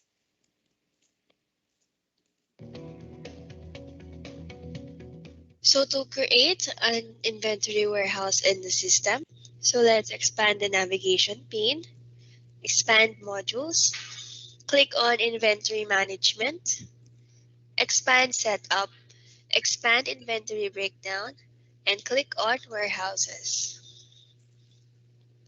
So in our scenario, we are to create a warehouse for Region 3, which is the asset management section stockroom. So to add a new record in the system, let's click New on the Action pane. And on the warehouse field, let's input the warehouse code or acronym. So we have AMSS. And then I'll add my initials again to avoid duplicating the original records. Next, on the name field, let's input the full name of our warehouse. So we have Asset Management Section Stockroom. And on the General Fast tab, let's input the site field. So let's select an option from the drop-down. So we have R3. Next, under the responsible fields, let's select the responsible office.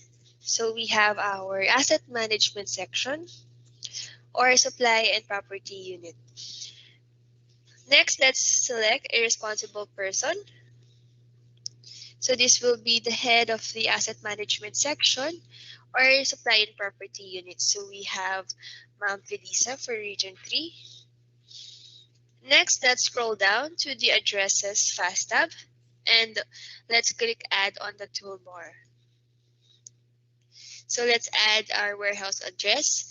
On the name or description field, let's input the label for our address. So we have, for example, Region 3 warehouse. Next, let's ensure that under purpose, delivery is selected. And for country or region, Philippines is selected. Next, let's input our zip or postal code. So let's manually input. Next, on the street field, let's input the street address of our office. So for example, for Region 3, we have Barangay Maimpis, San Fernando. Next, let's scroll down. And on the city field, let's select a city or town. So we have San Fernando. And then the state will automatically be selected. Next, we can click the primary toggle button to make this address our primary warehouse address. So let's tick this to yes. And then click OK once we're done. So once we have filled out those fields, we can click Save here on the action pane to save our created inventory warehouse. Ayan, so that is how we create naman yung ating inventory warehouse sa ating system. So next, let's proceed with our item creation. So let's start with a scenario. So for example, DepEd Region 3 will procure headsets for their upcoming training. So again, the items will have to be created in the system prior to its procurement and delivery. So including dito yung item information such as yung kanyang unit of measurement, item name, item number, etc. So we have the following item specifications. So first, it is a non-consumable item. The unit of measurement is box. The item number assigned is test-is-11-14 and the item name is headset. And then we have the following description. So we have the brand, the item specification such as color and features. Next, under the item group, it is assigned under ICTE and the item model group is FIFO.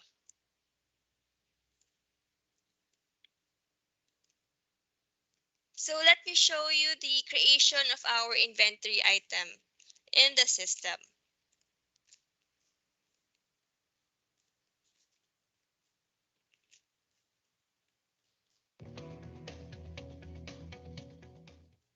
So before we proceed with the creation of our item in the system, so just a note that there is an ongoing configuration on the agreed automation of our item numbers across all the sites. So itong ipapakita ko is just the temporary manual procedure of creating the item in our system.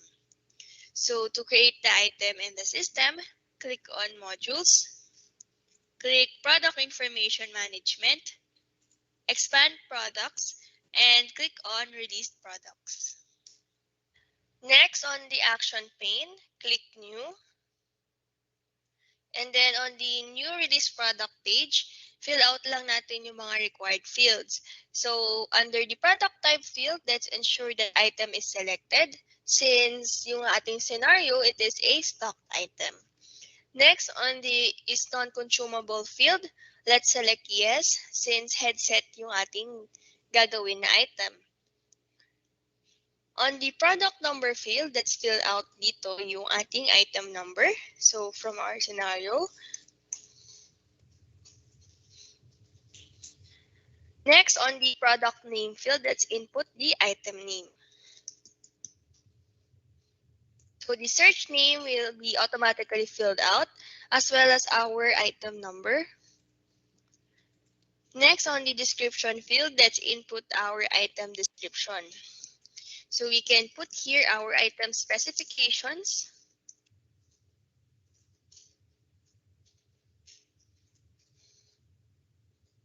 Ayan. Next step, let's fill out the item model group. So let's select from the drop down. So we have first in, first out. Next, under the item group field, let's input the item classification of our item. So we have ICTE, and then select from the drop down. Under the storage dimension group, let's select the default. So we have site and warehouse. And then under tracking dimension group, let's select none. Under units of measure, let's select the inventory unit. So from our scenario, we have box. So the rest of the fields will be automatically filled out. And once done, let's scroll down and click OK.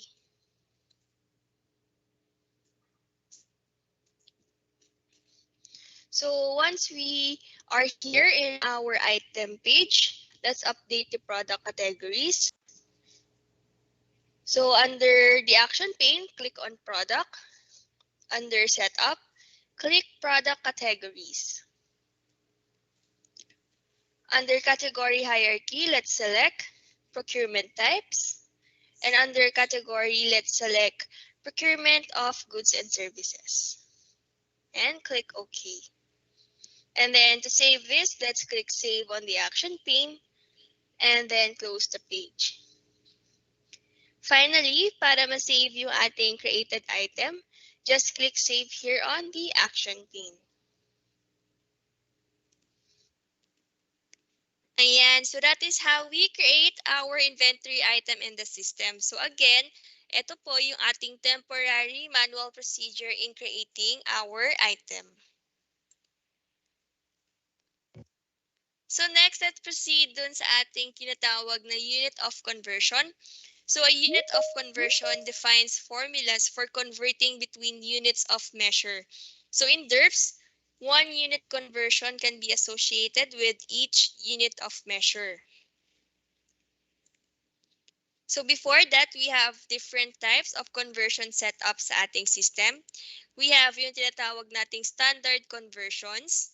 So this is to set up conversion rules applicable for all products or items. Next, intra-class conversions. So this is to set up product-specific conversion rules for units of the same class.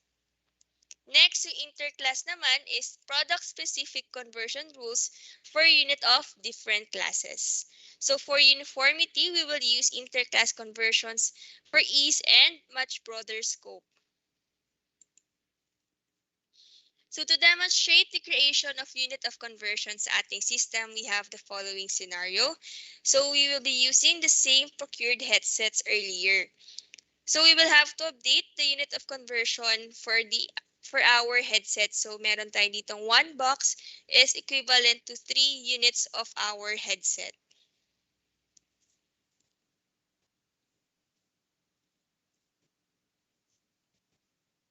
Ayan, so let me demonstrate to you how to create our unit of conversion.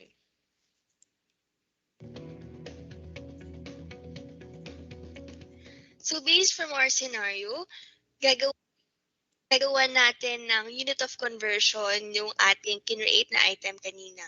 So to do this, click on modules, click organization administration, expand setup, expand units, and click unit conversions.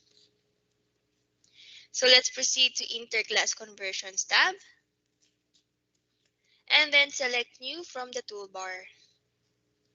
So under product, let's select yung ating item number. So from our scenario, we have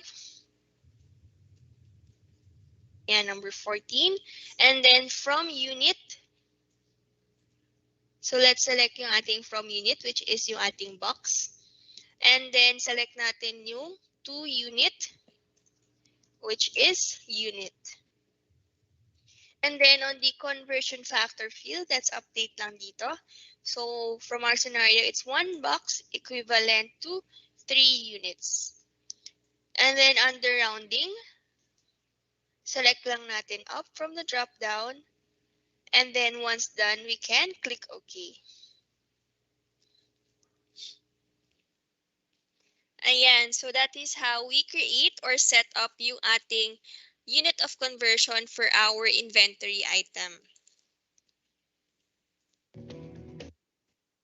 Ayan, so that ends yung ating prerequisite setup. So before we proceed with our next topic, so we just have a short mini quiz. So which of the following is not a prerequisite setup for inventory? A, unit of measurement. B, employee positions. C, item groups. D, storage dimension groups. So please type your answers in our group conversation or channel. So let's wait for a few seconds.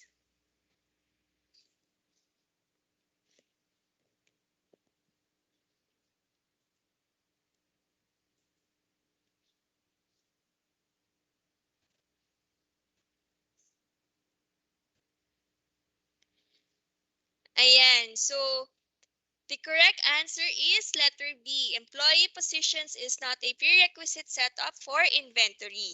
So the unit of measurement, the item groups, and the storage dimension groups are all prerequisite setups or one-time setups for inventory. So for our prerequisite setups, meron po bang may question before we proceed with our inventory journal and transactions?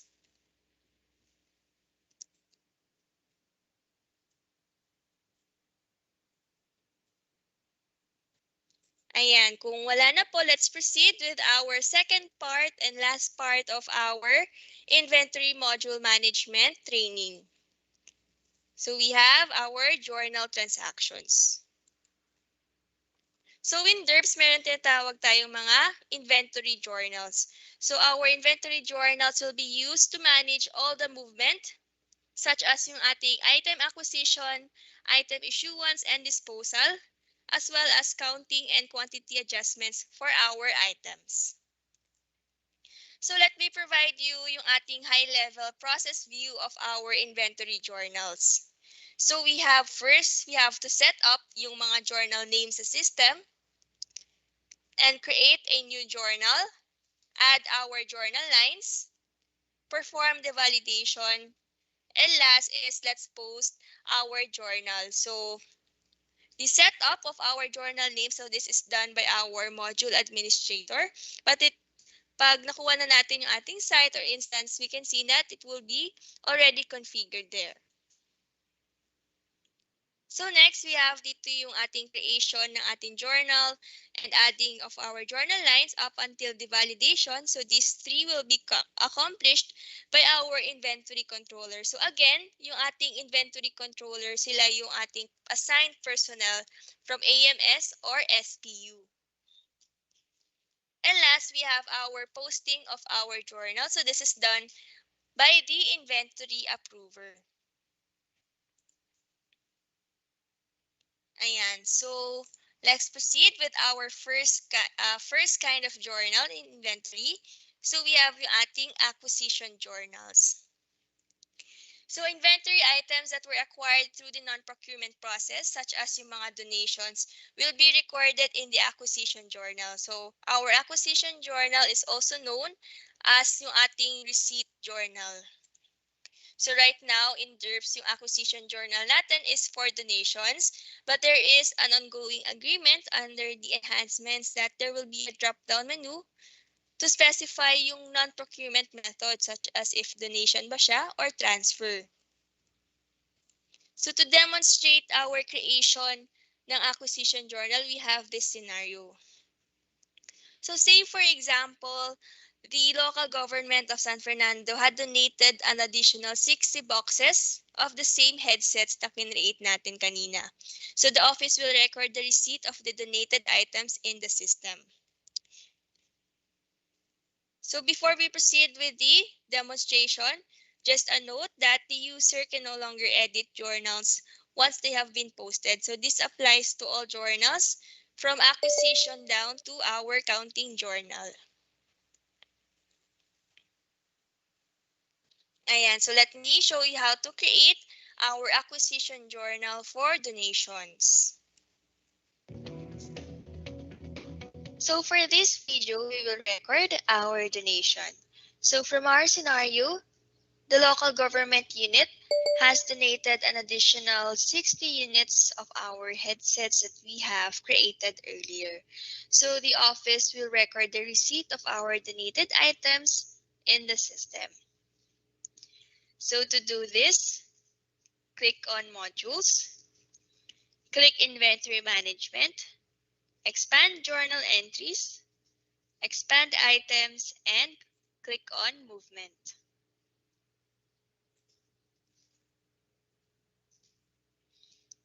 And then afterwards, click New on the Action pane. And then on the Name drop-down, let's select the journal type. So we have our acquisition journal. And then under Store Inventory, let's update the site and warehouse. So for the site, we have R3. And for the warehouse, we have AMSS. Next, on the UWAX code field, let's input or select from the drop-down our UWAX code. And then once we have filled out those fields, let's click OK. So on the journal record page, let's scroll down to journal lines and then click New. So let's update under the date column, the date of donation. And then on the item number column, the item number of our donated item. So we have TESS-IS-11-14, which is our headset. Next, let's scroll right. On the quantity column, let's update the donated quantity. So we have, from our scenario, 60. And then update the unit cost.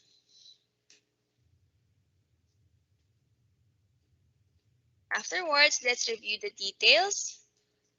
And then select the line. And scroll down to line details.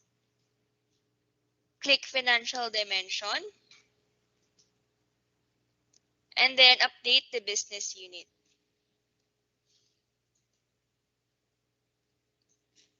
And then afterwards, let's update the fund. So let's select donated. So after filling out the fields, let's click Save on the Action pane to save our journal.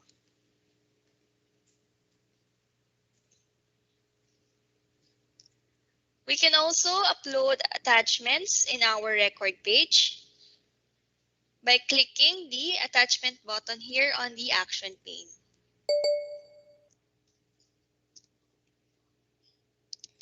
And then let's click New and then click File.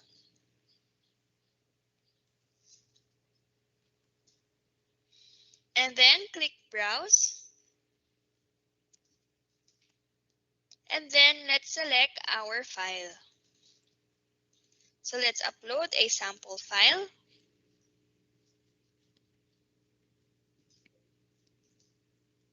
And then once our attachment has been uploaded, let's click Save on the Action pane. And then let's close the page. So after natin makapag-fill out ng required fields at makapag-upload ng documents, if any, we can now proceed to validate our journal. So click lang natin yung Validate sa Action pane.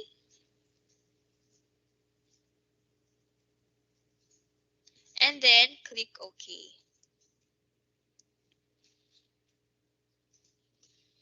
So once we have received the blue notification bar stating that our journal is okay, we can now advise our inventory approver to post our journal. So the inventory approver will proceed to this journal record page and then click Post on the Action pane. By clicking Post, the journal or the journal entries will be reflected in the system. And then click OK. And then Hello, we sir. will receive if our operation was successful. Makikita natin tong journal has been posted na notification bar. And then we can now proceed to close the page. Ayan, so that is how we create yung ating acquisition journal to record our donations.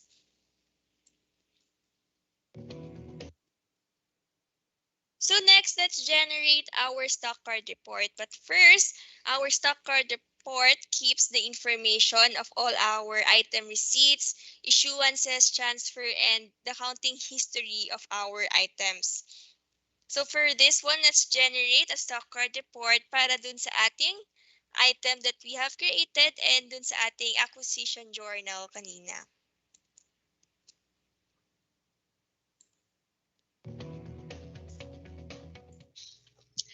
Next, for this video, we will be generating our stock card. So let's generate the stock card for our donated item earlier. So click on Modules, click Inventory Management, expand Inquiries and Reports, and click Stock Card Report. And then afterwards, fill out lang natin tong mga required fields. So let's update the from date. So for example, let's start that on the first day of the year. And then on the to date, let's select the current date. And then under parameters, let's select the item number. So we have test-is-11-14, which is our headset earlier. And then make sure that we have selected the site and the warehouse. Under the Destination Fast tab, let's click Change. And then click File. On the File Format drop-down, let's ensure that we have selected our desired file format. So for this case, we have Microsoft Excel. And then on the name field, let's input our desired file name. So for example, we have stock card. And then once done, let's click OK. And then click OK again.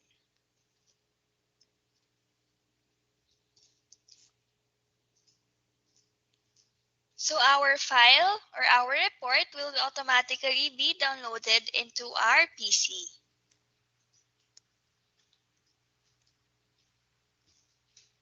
So this is our stock card report that we have generated from our system.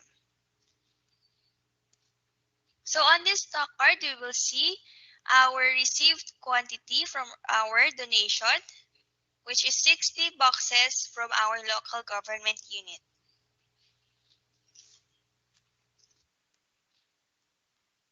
Ayan, so that is how we generate yung ating stock card report in the system.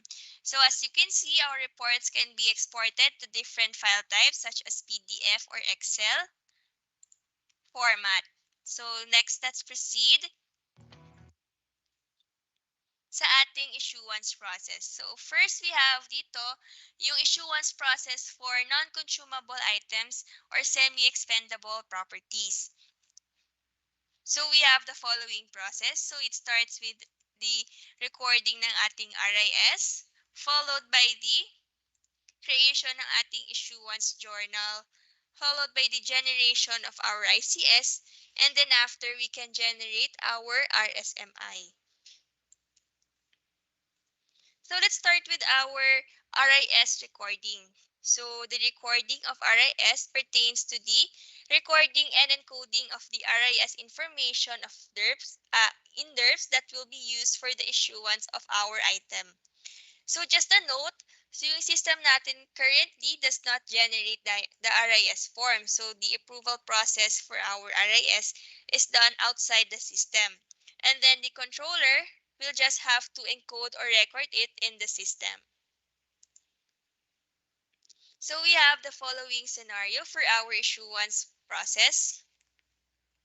So in here, we will issue the following items. So we have yung ating sign pen, stapler, and tissue paper. So we have our consumable items, the sign pen, and then the tissue paper, and then we have our non-consumable inventory item, which is our stapler. So the requesting office will be the finance division, specifically yung accounting section. And then we have here our requester and both the receiver. So just a note, the RIS in Derps is for recording only of the manual process. So as discussed, we will only record the RIS in Derps once it is final and approved. Second note is that all item lines that we have specified in the RIS will appear later sa pag-create natin ng issuance journal. So makikita natin mamaya that we will have to delete the item lines that are not going to be issued. Yan. And then last, yung ating consumable and non-consumable items can be recorded in the same RIS, but later sa ating issuance journal, we will have to issue them separately. So let me demonstrate to you yung ating recording of RIS in the system.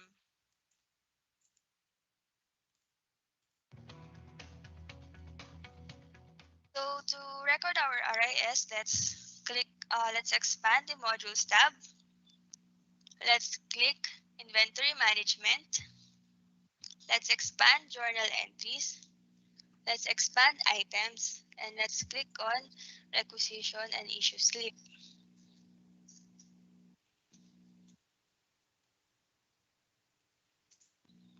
Afterwards, let's proceed. So let's tick new here on the action pane to record a new RIS. In the RIS number field, so let's input the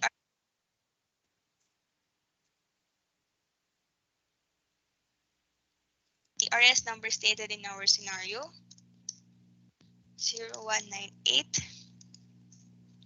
And then for the office, let's select the following office. So let's say it's finance division.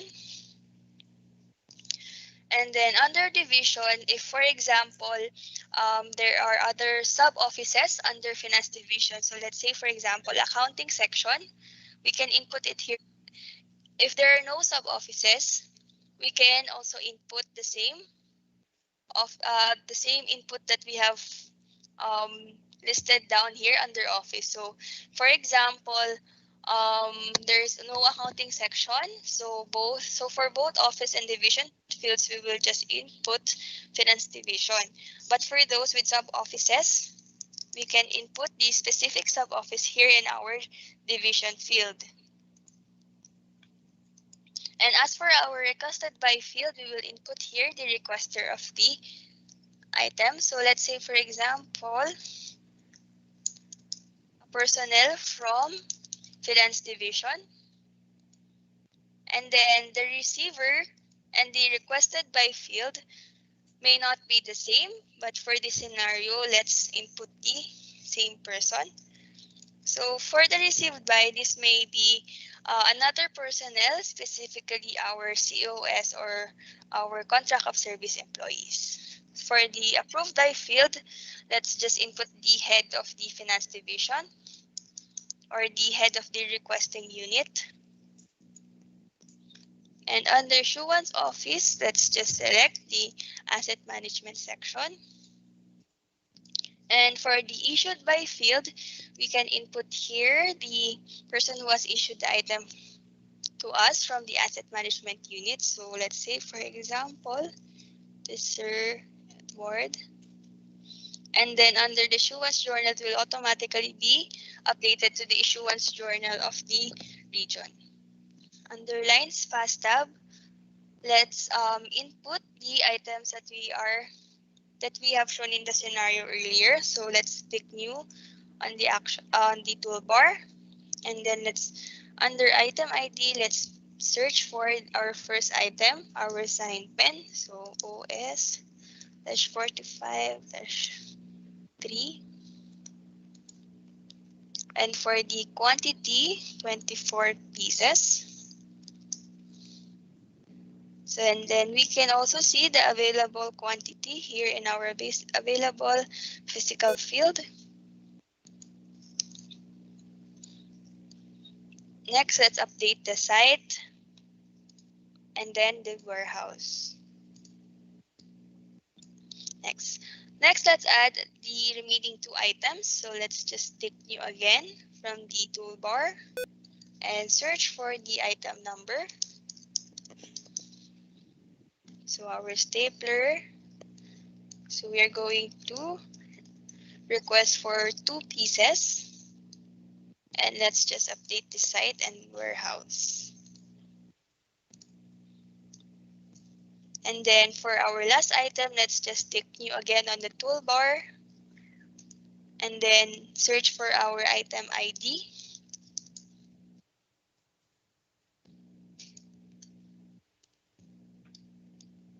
And then let's input the quantity. And then the site and the warehouse. To finalize our RIS, let's just tick save on the action pane. Ayan, so that is how we record yung ating final and approved RIS sa Derps. So the next process, we have yung ating creation of our issuance journals. So again, our issuance journals are created to reflect yung actual issuance, such as yung quantity or recipients of our inventory items in the system. So this is also done to generate yung ating ICS or inventory custodian slip. So first, let me show you how to create yung ating issuance journal for non-consumable items and to generate yung ICS as well.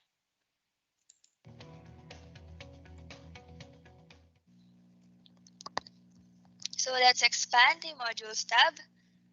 Let's click on inventory management.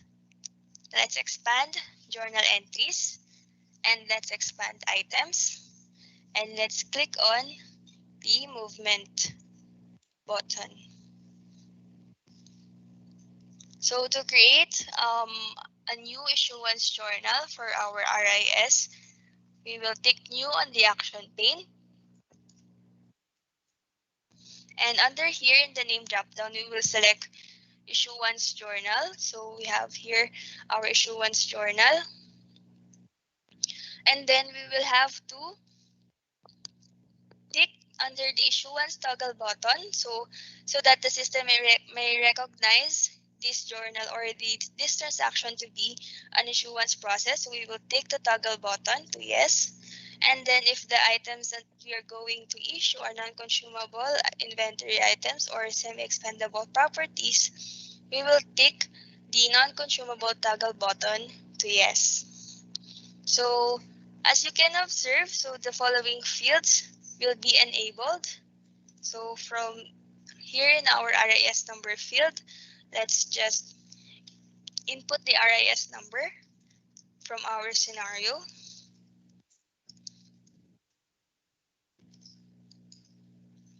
And then afterwards, let's specify our ICS prefix. So let's say, for example, our preferred ICS prefix would be R4A underscore ICS.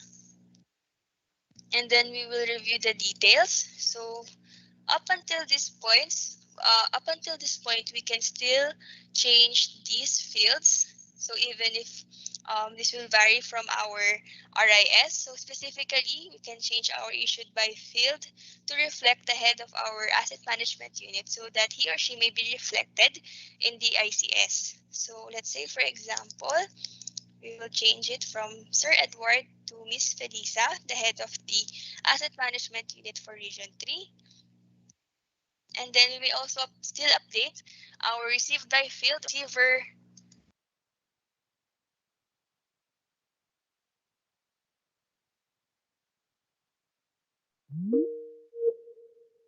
Once we have selected the RIS number, these fields will automatically be updated, including our site and warehouse fields. And then afterwards, let's specify our UX code under this field. Let's click OK. And then we will be redirected to our journal record page.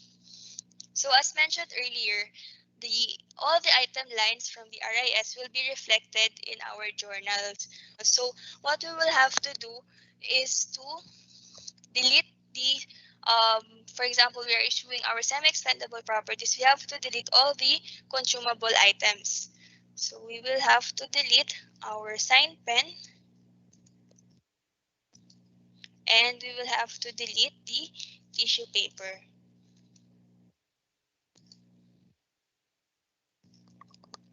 So as mentioned also earlier, we can only issue one quantity per ICS.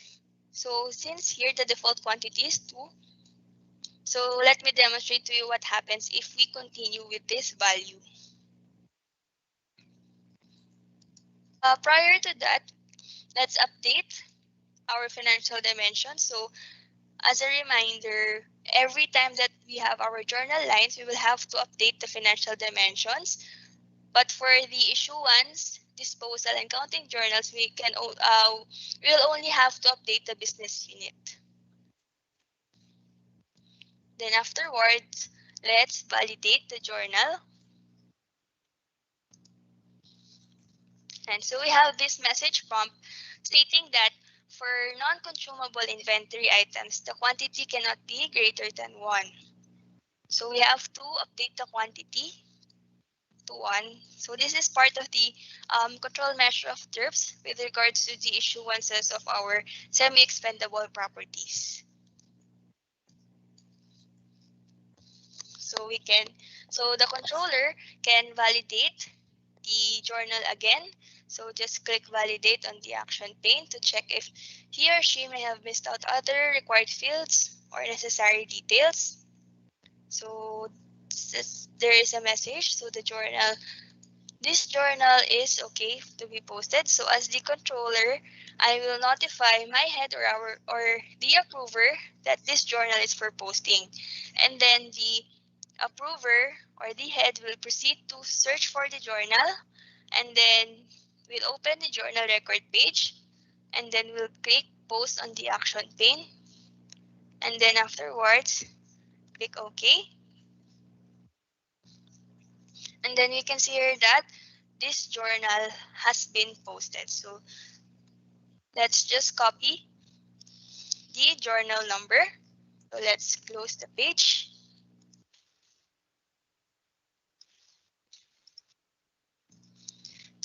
So as mentioned earlier, we will have to filter for our posted journals. So for this, to generate our ICS, refresh. So let's go back first to our movement journal. So under inventory management, expand journal entries, expand items, and click on movement. Afterwards, we will be redirected to the same movement journal page.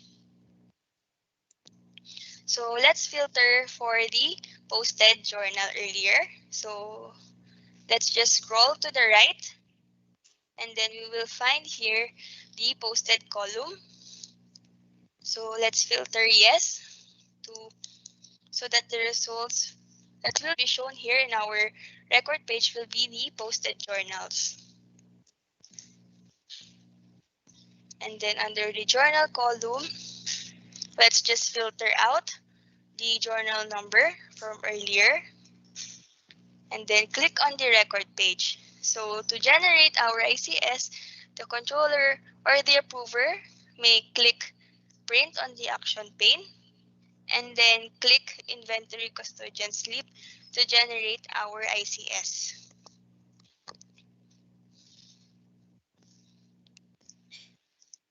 So we can see here our generated ICS. So we only have one unit or one piece of our non-consumable inventory item. And then we have here received from. So in the ICS, it will always be the head of the asset management unit and our receiver.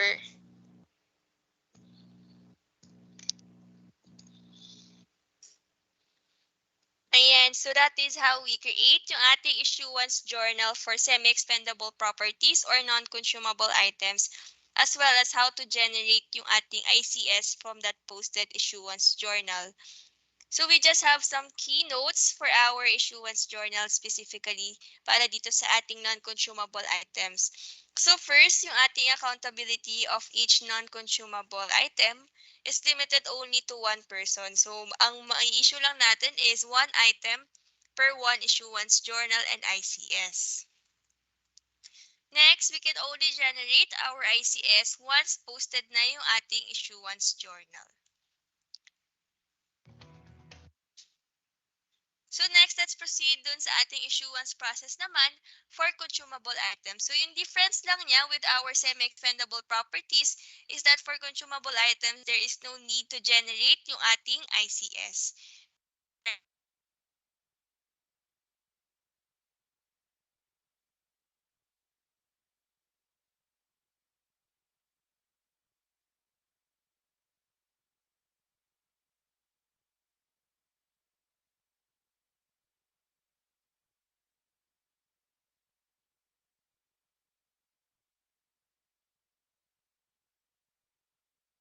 Miss Lauren, can you hear us?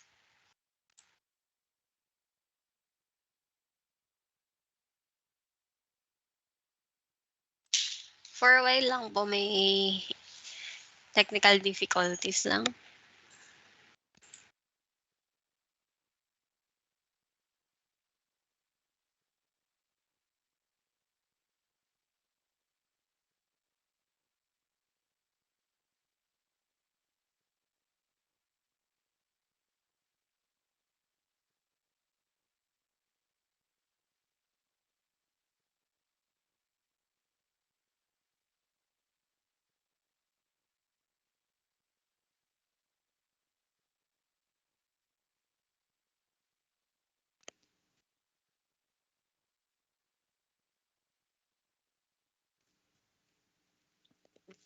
Ayan, once again, everyone.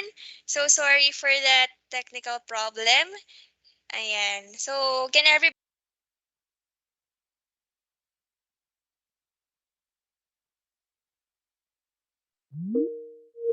ito ulit yung ating issuance process for consumable items. So yung difference lang niya doon sa ating semi-expendable properties is that for non-consumable items or semi-expendable properties, we have to generate yung ICS. So for consumable items, it's just we will record yung ating RIS, create our issuance journal, and then generate yung ating RSMI. So let me show you how to create our issuance journal for consumable items. So let's expand our modules tab. Let's click on inventory management. Let's expand journal entries. Let's expand items and let's click on movement. So to create a new issuance journal, let's tick new on the action pane. And under the name, let's select the appropriate journal from the drop-down. Say it's issuance journal. And then, as mentioned earlier, to tag the items that will be for issuance, we will have to click the issuance toggle button to yes. And since we're issuing consumable inventory items, we can leave the non-consumable toggle button to no. And then let's select our RIS number from our scenario from our created RIS earlier.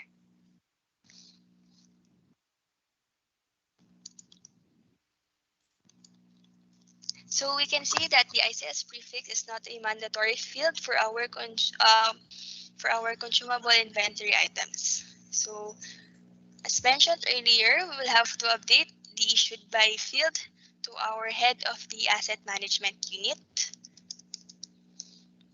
And then if there are further changes on the receiver, we can also still update the field. Next, let's input our UX code under this field.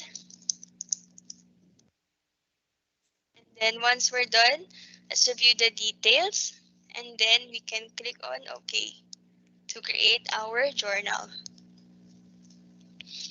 And then since we're issuing all our consumable items from our scenario earlier, we'll have to remove the item line that has the non-consumable item. So for this, we will remove the middle item line. So let's select the item and then click delete on the journal lines toolbar.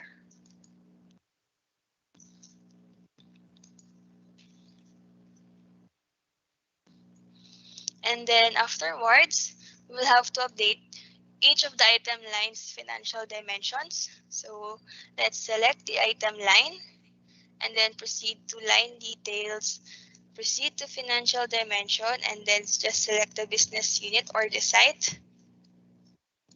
Afterwards, we have to select the second item line. So let's update the financial dimension business unit to the respective site. So once the financial dimensions have been updated, so let's just review our journal lines before we click validate. So let's just ensure that under the is non-consumable column, for consumable items, it should be unticked.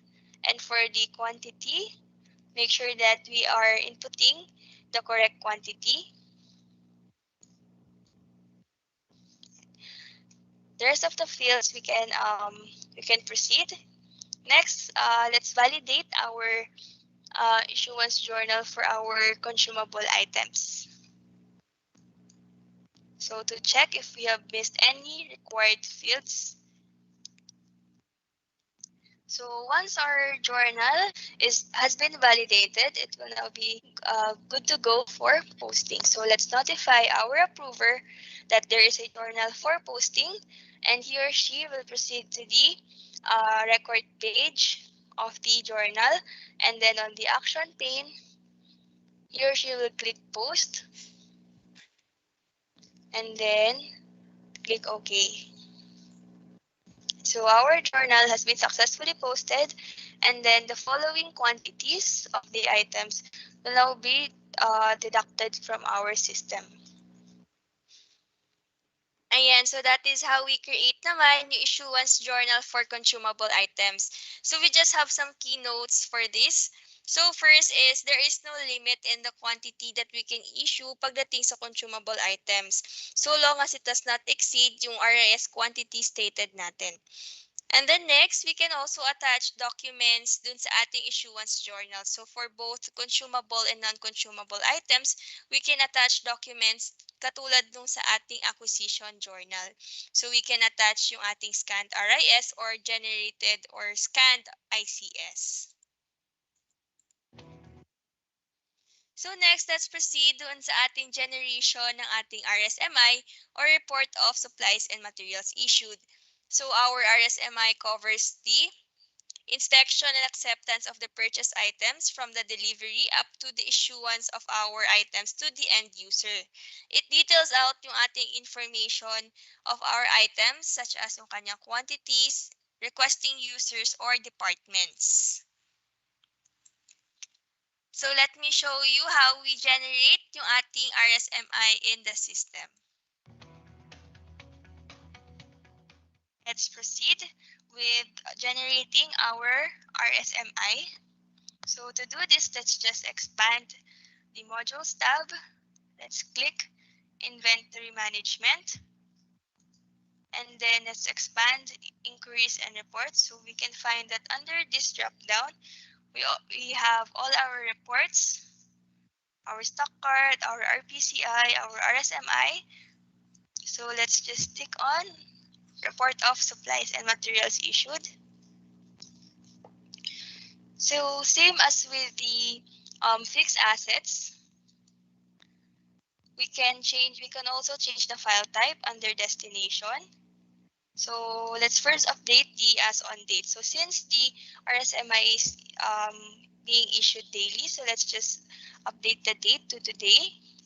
And then let's just ensure that the site and the warehouse field are filled out. And then under destination, let's just click change. And then to export it as a PDF or our Excel file, let's just click on file and then let's specify the file format here. So let's say Microsoft Excel, and then under the name field, let's just input the desired file name. So for example,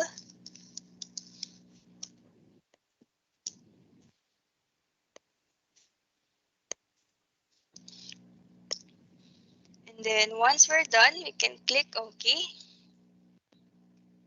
And then let's click on OK again.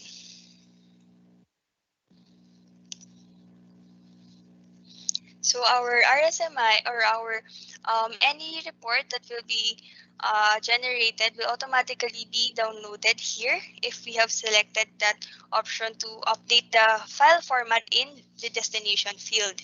So let's just open the file.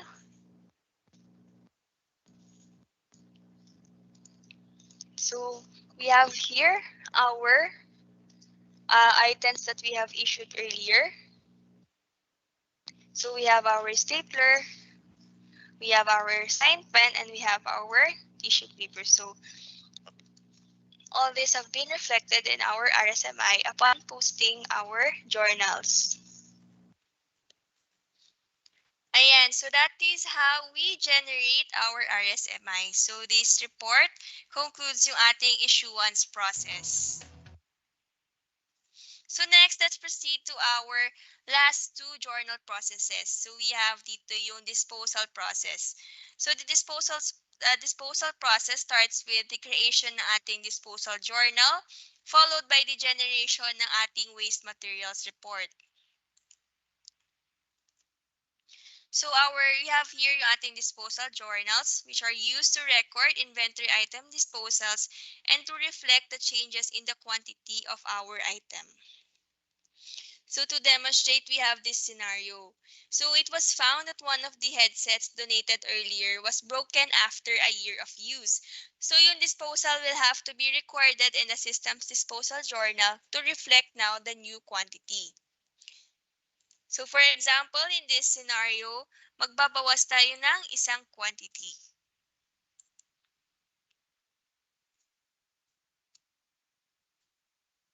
Then let's play this demonstration video. So for our disposal process, we have from our scenario that one of our headsets that had been donated earlier by the local government unit was found to be broken after a year of use. So i-record natin yung disposal sa Derps. So this is done through the creation of our disposal journal. So to create a disposal journal in the system, dito lang tayo sa modules. Click Inventory Management. Expand Journal Entries. Expand Items. And click on Movement. So to create a new journal, just click New here on the Action pane. And then on this page, let's fill out the required fields. So on the name field, let's select from the drop-down our journal. So we have our disposal journal. And under store inventory, let's fill out the site and then the warehouse.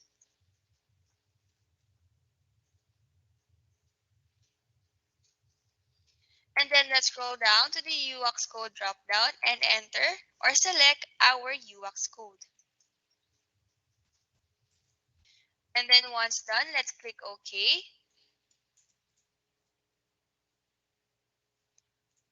So andito tayo ngayon sa ating journal record page. Let's scroll down to journal lines and then click New to add our inventory item that we will dispose. Under the date column, let's enter the date of the disposal. So for example, the date of disposal is today. And then on the item number field or column, let's fill out the item number of the item that we will dispose. So from our scenario, we have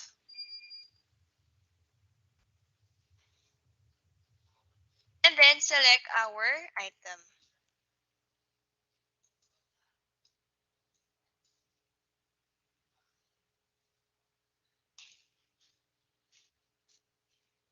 So after selecting our item, let's scroll to the right.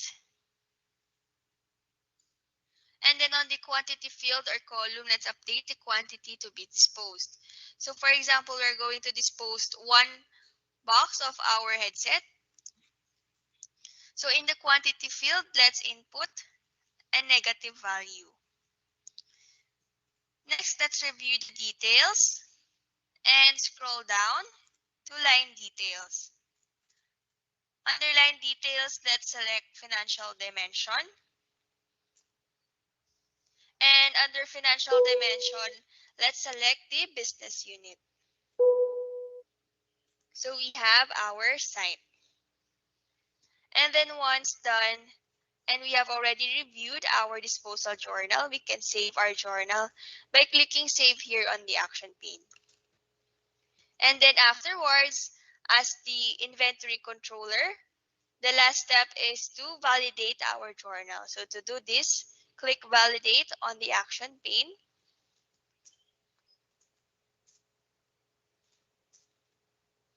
And then click OK.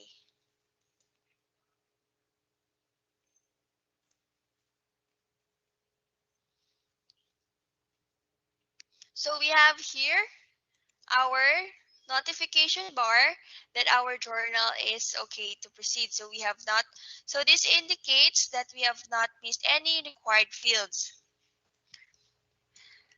So coming from the point of view ng ating inventory approver, I have been notified that merong isang journal for posting.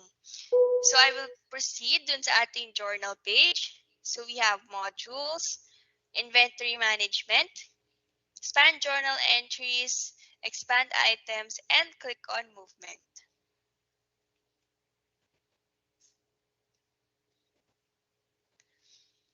And then on here on our journal column, let's filter or select our journal number to be posted. So on B field, let's input our journal number and then proceed to the link of our journal. So the approver will review the details of the journal, and once done, he or she may post the journal to reflect the changes in the system. So to post the journal, just click post here on the action pane and then click OK.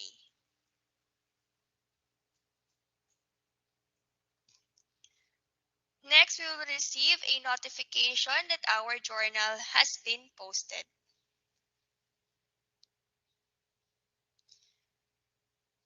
So after posting our journal, we will have to generate or print our WMR or waste materials report. So to do this, again, take note of our journal number. So next, let's generate our WMR. So let's just proceed again to our journals page. So we have modules, inventory management, journal entries, items, and movement. Dito sa ating journal page, makikita natin yung mga hindi pa napopost na ating journal. So para ma-filter dun sa ating posted disposal journal, scroll to the right. And under posted, let's filter from no to yes, and then click apply. And then scroll to the left. And then on the journal column, let's filter our journal number. And click apply.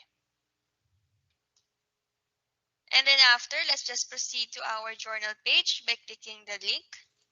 So here on our disposal journal page, in the action pane, just click print. And then select lang natin yung ating waste material report. Next, we have here our generated waste materials report.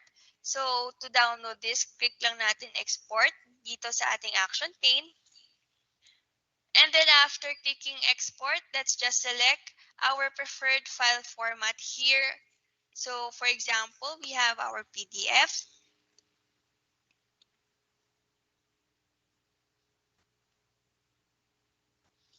And then our waste materials report will automatically be downloaded here in our local or PCs. So we have here our WMR. Ayan, so that is how we create yung ating disposal journal and generate our waste materials report. So next, let's proceed to our last process, which is our counting process. So we have here our process flow for the inventory counting in Derps. So the first step is to generate our RPCI or report on the physical count of inventory. So in the process of stock count, AMS or SPU will print the RPCI with the details of the items and the balance per card. So next is to conduct the actual stock count. So the office submits the printed RPCI to the warehouse custodian for the physical counting of our items. And last, we have here our recording and posting of our counting journal. So after the counting of the items, the warehouse custodian updates the RPCI form with the actual on hand and returns it to our asset management division. So based dun sa inputs ng ating warehouse custodian, the office will update yung current stock or on hand balance niya. So we have the following scenario for our demonstration. So for example, Region 3 had conducted its mid-year stock counting. So it was found that there was an item whose quantity needs to be updated. So for example, dito, ang nasa balance per card niya is 200 but the counted quantity is 199. So this is for our headsets earlier. So before we proceed with our demonstration videos, we have dito yung ating generation of our RPCI. So again, our RPCI is a form used to report the physical count of our inventory items. So our stock counting is done twice a year. Updated, it is also an updated inventory balance or on hand based on the result of our counting. And so let me demonstrate through this video.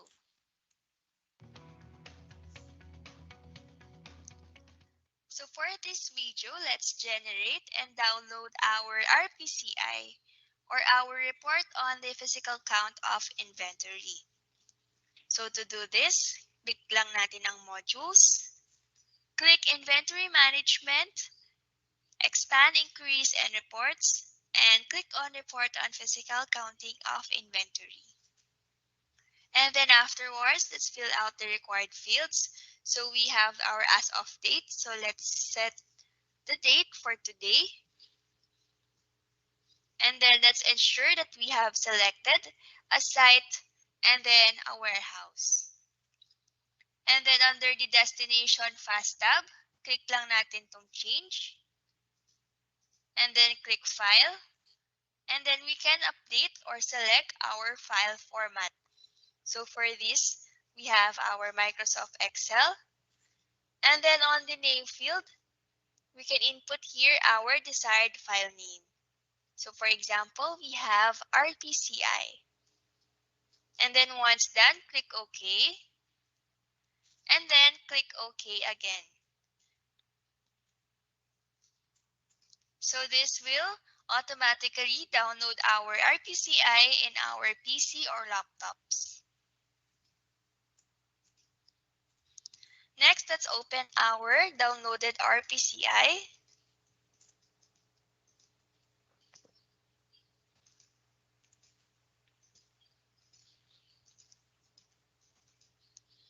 So we have our downloaded RPCI in Excel format. So we can also download this in PDF format. Ayan, so that is how we generate or print our RPCI from the system. So next, we have dito yung ating creation of our counting journals. So again, yung ating counting journals is mostly used during the time of stock taking. It contains the record of our actual physical quantity counted. So to create yung ating counting journal in the system, we have this video. So after our stock counting, we will have to update any quantity adjustments in the system through the use of our counting journals. So to create a counting journal, click on Modules, click Inventory Management, expand Journal Entries, expand Item Counting, and click Counting. And then click New on the Action pane. And then let's fill out the required fields. So under the name field, let's select the journal. And then on the site field, let's fill out the site as well as in the warehouse field. And then let's scroll down. Under Setup Employee, let's select the worker who did the counting. So let's filter the name.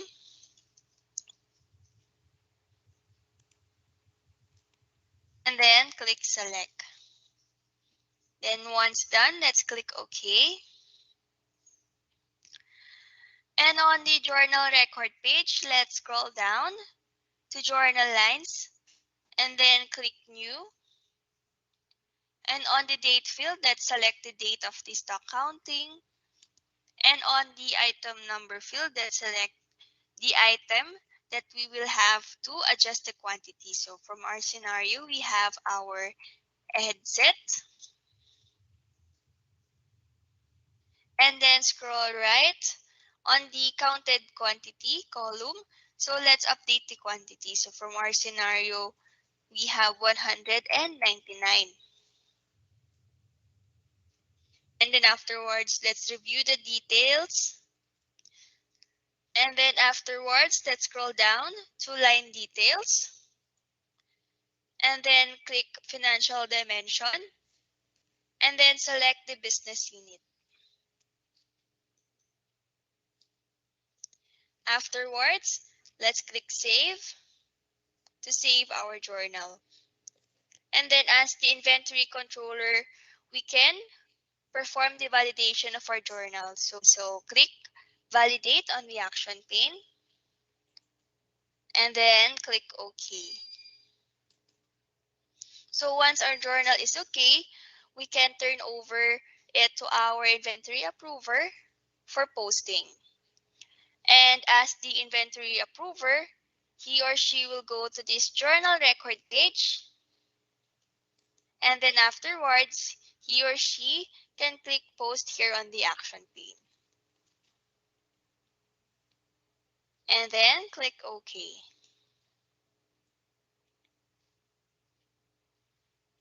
So we have here our notification that our counting journal has been posted.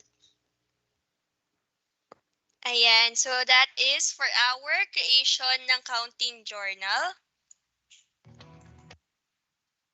Ayan, before we end, sana gising pa tayong lahat and we are present in the call. So we just have our last mini quiz. So the question is, which of the following is not an inventory journal? So we have A, counting, B, disposal, C, issuance, and D, depreciation. So again, please type your answers in the group conversation or channel. So let's wait for a few seconds para makasagot yung ating participants.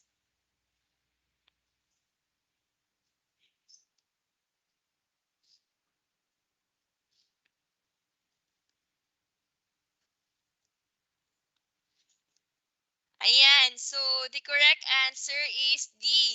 Depreciation journal is not a type of inventory journal. So before we close this session, may we ask if meron po bang may questions?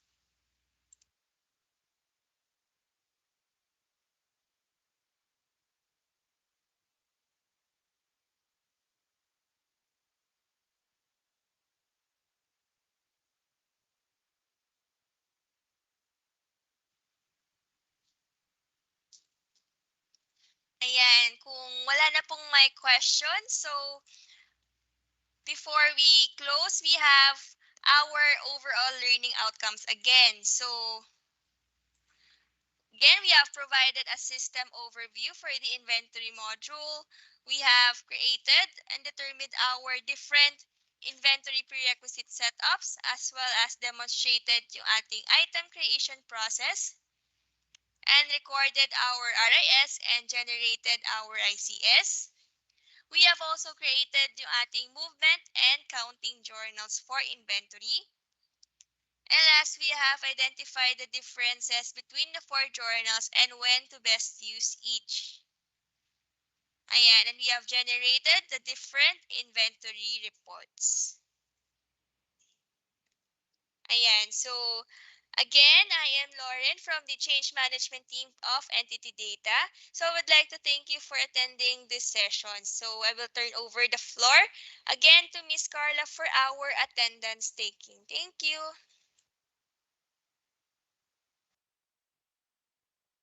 Okay, once again, good afternoon and thank you very much, Miss Lauren. So that's it for our inventory module. So yan na po ang ating last na module for this day. So meron pa po bang hahabol for the question and answer portion natin?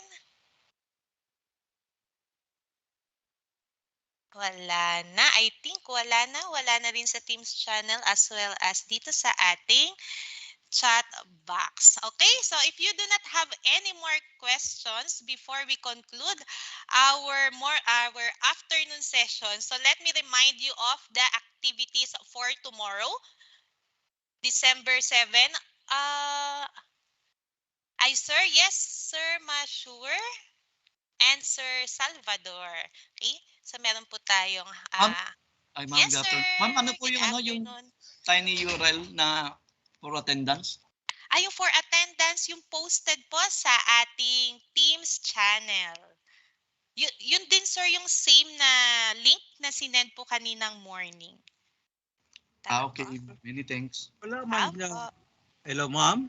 Yes, sir. Wala man yung chat in channel meetings, wala man? Paano to Okay. chat Sige, na, sir. I-reach out po kayo or i-add po kayo. I-double check po namin yung account nyo ngayon. Tapos i-add po namin kayo dun sa Teams channel for the access. Sige, hindi ako maka-access. Kahit mga questions, mag-answer, hindi ako maka-access. Okay, sir. Sige po. Dino-double check na po ngayon sa aming back-end. Sige, thank you very much. Sige. Thank you very much po. Any more questions or concerns po before my reminders for our tomorrow's activity?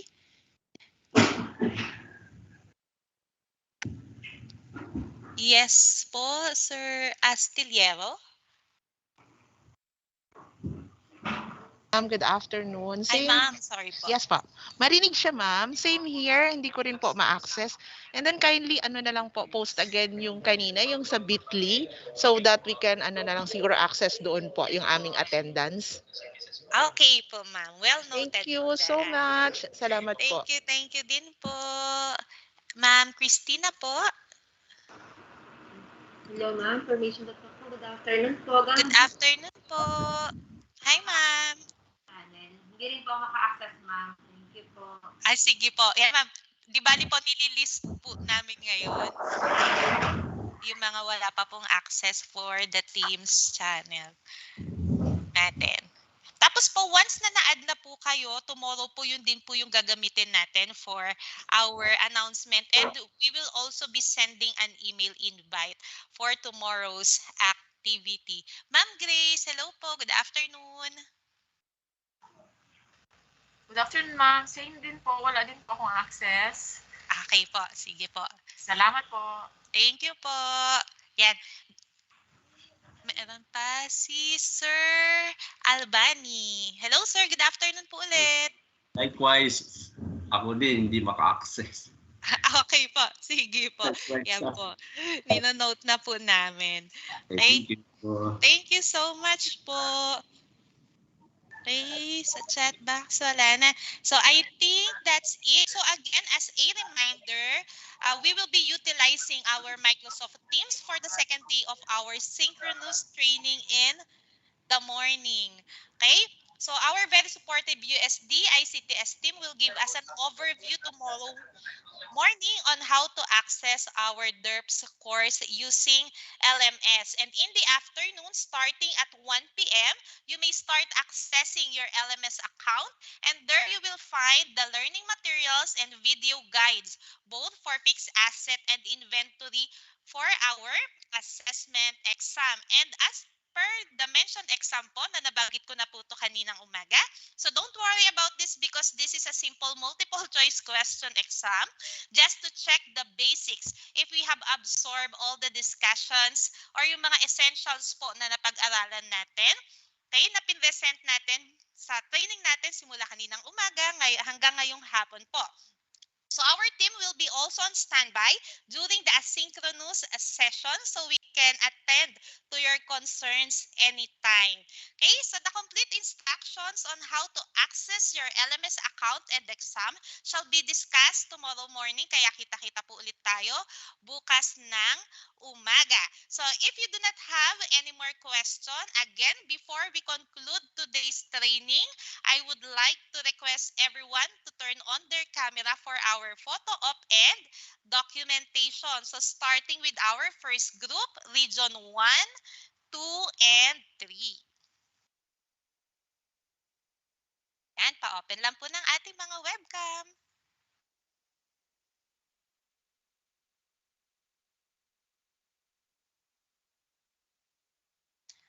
Okay po. Ready? 1, 2, smile.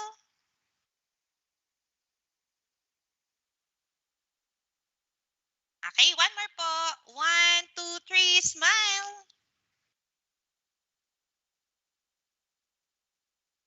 Okay, thank you very much. Next group po natin, Region 4A, 4B, and Region 5. So 4A, 4B, and Region 5 po. Okay. 1, 2, 3, smile.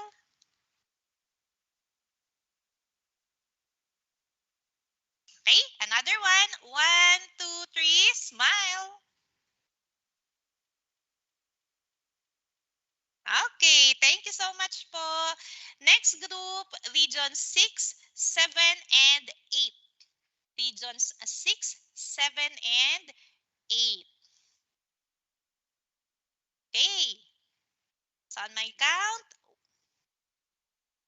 1, 2, 3, smile.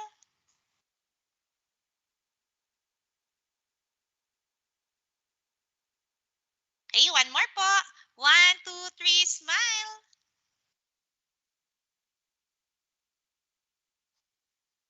Okay, next po.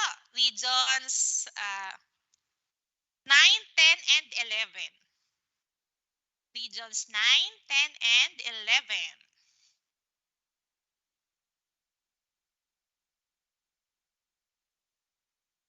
Okay po. 1, 2, 3, smile.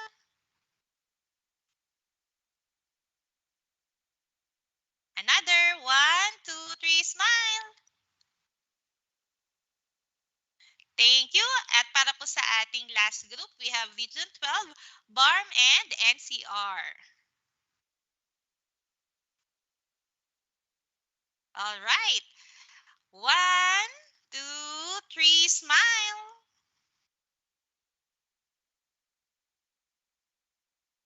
One more. 1, 2, 3, smile.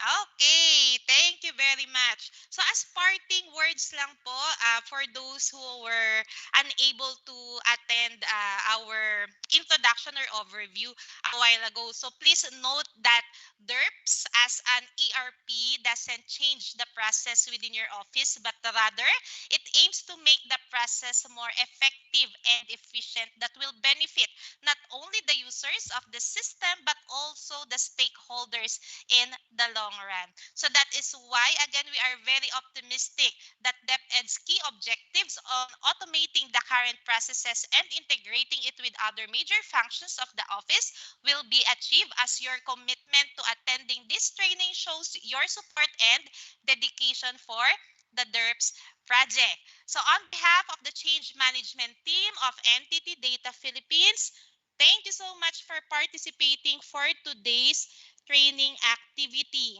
And I hope you are able to grasp the essential details for us to use a Derps fixed asset module and inventory module soon. So again, this is Carla Ednave, and see you all again tomorrow for our next activity. Thank you. Keep safe po. Thank you po. Salamat din. Thank you po. Thank you po. Keep safe po. See you tomorrow. Sana may access na kami bukas. Double check po namin, sir. Thank you po. Bye-bye po. Ingat po. Same link po ba, ma'am? Same link po. Mag-send na lang ako, ma'am, ng panibago pong link nito for all attendees po natin today. Pero same channel lang po tayo. Okay, thank you. Thank you po. Bye-bye po. Thank you. Thank you po. Permission to leave. Thank you po. Keep You safe po. and have a Keep great safe po. day.